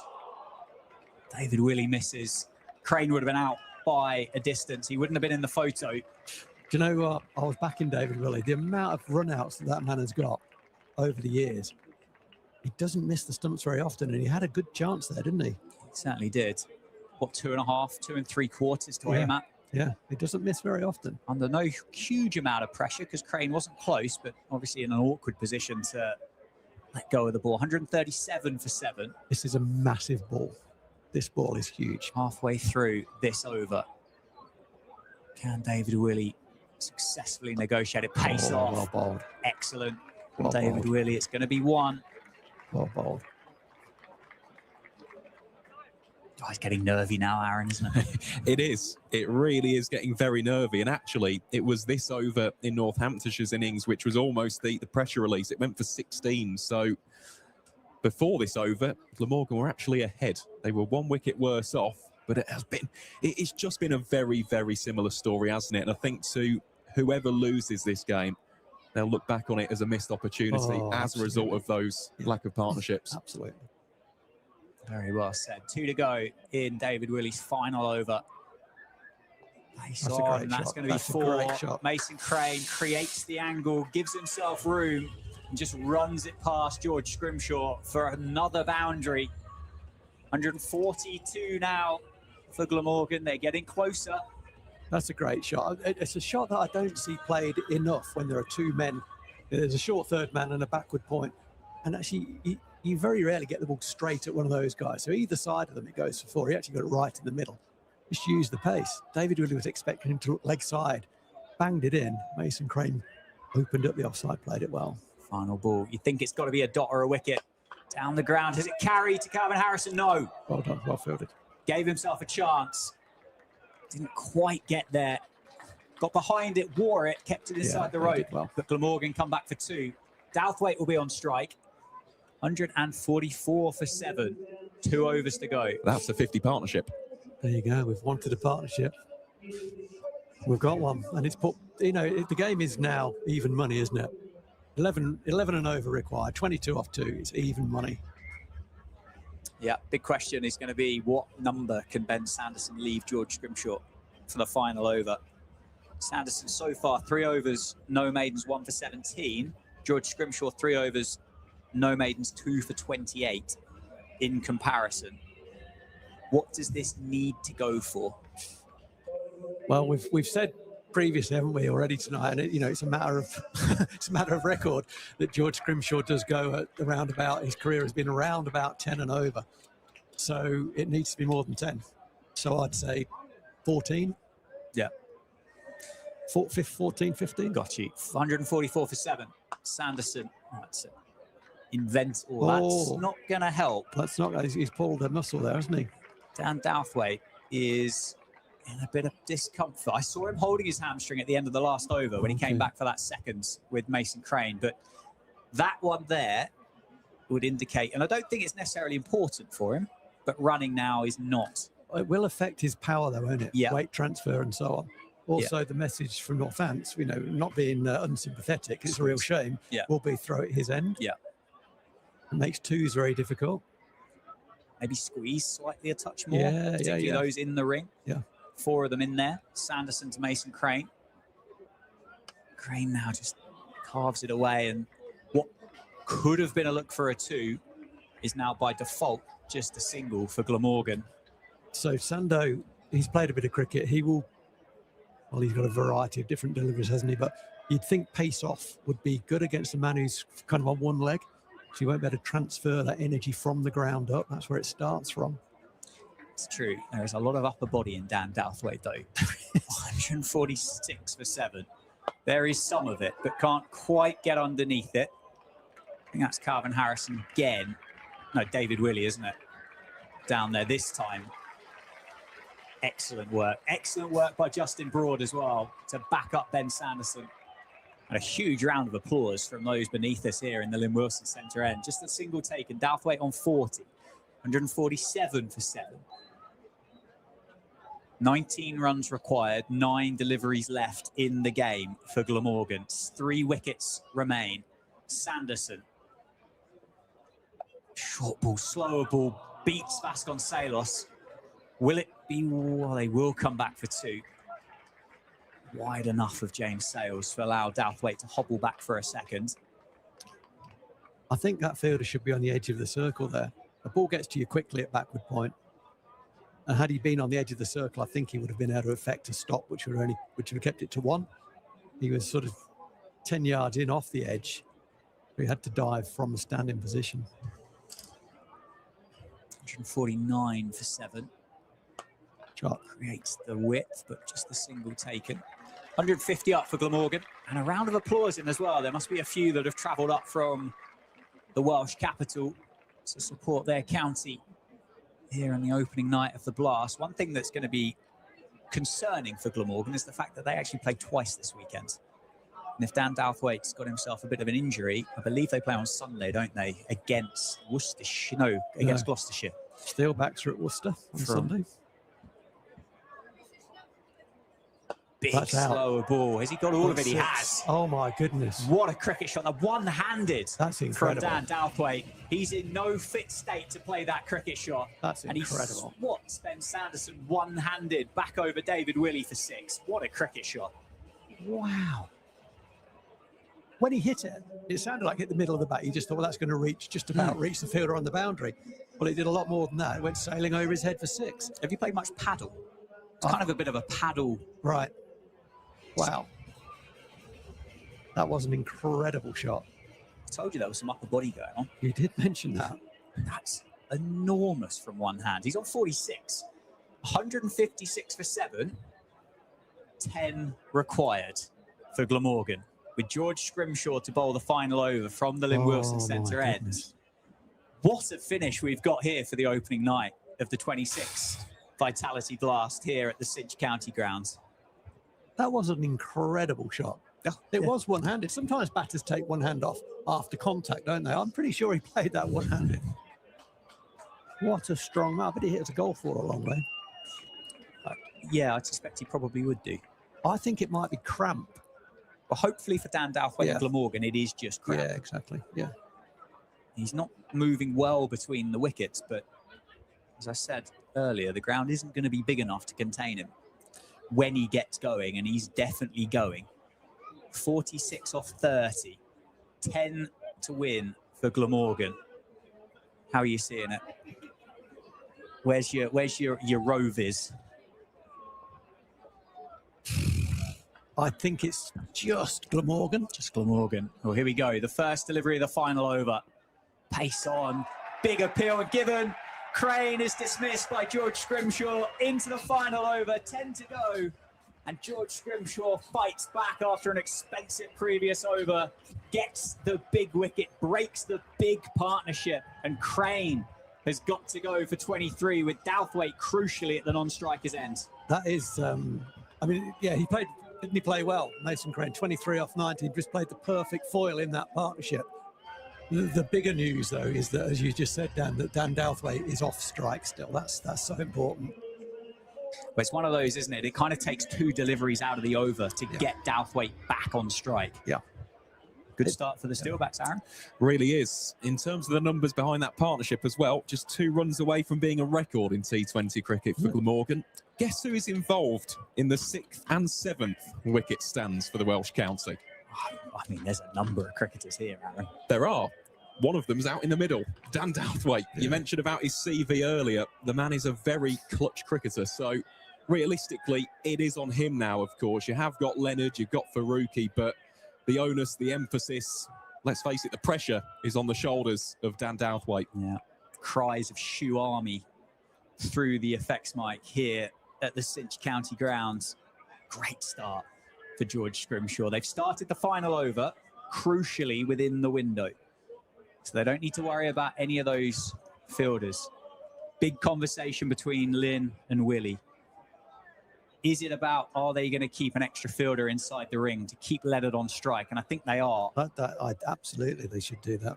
It's going to be McSweeney going in at a short mid-wicket. Willey just drops to an orthodox mid-on. Broad at mid-off. Sando at mid-wicket cover. And Chris Lynn at backward point. George Scrimshaw to Leonard. Pace on again. Single taken. Oh, McManus had 3 to aim at. Douthwaite's cramp mysteriously disappeared for a moment and sprinted through for the single. He had to be there and a bye taken. So he's got 4 deliveries left to affect the game. And he needs 9 runs. Good cricket from from Douthwaite and Glamorgan there to run. They know they need to get him on. If he gets run out, he gets run out, but they need him on strike, don't they? You can't expect the guys coming in at number 10 to clear the rope. So what do we need?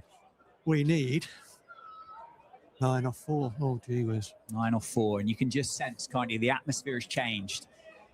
The anxiety level has just raised in the crowd now that Douthwaite is back on strike. They know, we know, he knows he could finish this in 2 deliveries. I didn't expect them to run there because of Douthwaite's injury. No, I didn't either. And I don't think Northampton did. They weren't ready for that, were they? And understandably so, because he's been hobbling on one leg for the last 10 minutes. McManus will be seething that he wasn't able to hit the stumps. Douthwaite on 46, 157 for 8. Can't get underneath it, and they turn it down. Big round of applause, celebrating a dot ball like there's been a wicket. Steelbacks fans, they're making themselves heard tonight. It's there's only 12 games in the group nowadays. From this year onwards, it's usually 14, hasn't it, hitherto? So you've got to win your home games, and with the shorter season, each game itself takes on more importance. So it's a huge thing. First game out, home game, only 12 games. It's a must win. And a good crowd in this evening as well. They've been vocal. They've been here in numbers. 3 deliveries to go. Still 9 to win. Still Douthwaite on strike. Big edge over McManus. 4 runs for Glamorgan. Fortune favours Dan Douthwaite in this instance. He moves to 50 with that shot. Silence descends around the ground. And it's 4 for the Glamorgan all-rounder. A half century for him as well. 161 for 8. 2 deliveries to go in the game and 5 runs required. I mean, that could have gone anywhere. It could equally well gone over long off for 6. That's where he was aiming at, because it wasn't a Yorker, it wasn't a slower ball, it wasn't a bumper. It was a length ball and with a bit of width on it. So it was probably going to end up somewhere with a rope near it. Yeah, it was that George Scrimshaw stop delivery, wasn't it? As he steams in again. This time goes pace on, and Douthwaite turns it down. He punches the bat in frustration. Scrimshaw gets away with it. 1 delivery left. 5 to win. So 4 is a tie. We said, didn't we? This competition is amazing. The Blast is an incredible competition. You described it similarly to Christmas. Oh, yeah, 100%. And this one has been a gift, hasn't it? Now, this won't happen. What I'd like to see is I'd like to see a 3rd man in. And I don't know where he comes from. I'll work that out in a moment. But you've got to try and bowl one side or the other. I'd probably bring deep square leg in and put a man on the third man boundary. Okay, well, here we go. We've seen a few edges go down there. 6 to win, 4 to tie. Scrimshaw versus Douthwaite. Steelbacks versus Glamorgan. Friday night at the Sitch County grounds. And he hacks it away. It's going to stay inside the rope, or it should. Calvin Harrison tidies it up, but a huge win for the Steelbacks as the crowd erupts. The flames beneath us go up as well. Scrimshaw holds his nerve, and Northamptonshire victorious. A nervy opening night here at the Sitch County ground, and the Steelbacks open their account with a huge win, a hugely important win, defending 165. Whew, what a game of cricket, Rowie. Tight, wasn't it? Last ball. I mean, doesn't get any closer. Apart from it went for 4, it was a tie. With that not happening, it doesn't get much closer than that. It wasn't a game of the highest quality. I think that's the first thing to say. But obviously, for both teams, first time out, there was one notable partnership in the game, which was the Douthwaite and Crane partnership, which looked to have almost got Glamorgan over the line. But that was a good last over from George Scrimshaw. He got his head up and for the most part landed it where he needed to. I don't know how much of an effect Dan Douthwaite's injury had on his ability at the end there. We won't, only he will know that. When I was walking into the ground tonight, I thought it's probably a game of two teams whose batting is probably better than their bowling. And actually, that didn't prove to be the case. And both teams couldn't get past 170. But it was a tight game, and there's a lot to enjoy about it. Some very good out cricket from Glamorgan. I thought they bowled nicely. They caught well. Generally, they fielded well with just one blip that I can remember. Northampton, in order to stay in that game, we said it at half-time, had to regularly take wickets. They did do that, but I also thought some of them were quite soft. The reverse sweep that was caught on the boundary was from a guy who was in and going nicely. He'll look back on that, and they didn't bat long enough, did they? Those top order batters for Glamorgan didn't bat long enough, and in the end, Northampton fought back very well from a position where they'd almost gone. So good game of cricket to watch, good for the neutral. So important to get a home win. Well, it really is, and it goes back to something that Darren Lehman mentioned in the pre-match chat yesterday, getting off to a good start. I know that we've just had that conversation in front of what has been a very vocal home crowd. They've been fantastic tonight, haven't they? The Steelbacks supporters, that will feel really good. So I think for both teams, they'll look back on that, and of course it's a sigh of relief for Northamptonshire. They'll be happy with the death bowling. But heading forward into the next few games, of course, going into the Worcestershire game and the Gloucestershire game for the two sides respectively, they'll just be looking to bat a little bit more sensibly in the middle overs. I think that will be the key thing going forward. But I'll leave you on a statistical note. That is the first time that in a game between Northamptonshire and Glamorgan in the T20 competition that the team batting first has won since 2009. So a little bit of history made in this game this evening. He's good, isn't he, this stat? He's good. Loves the stat.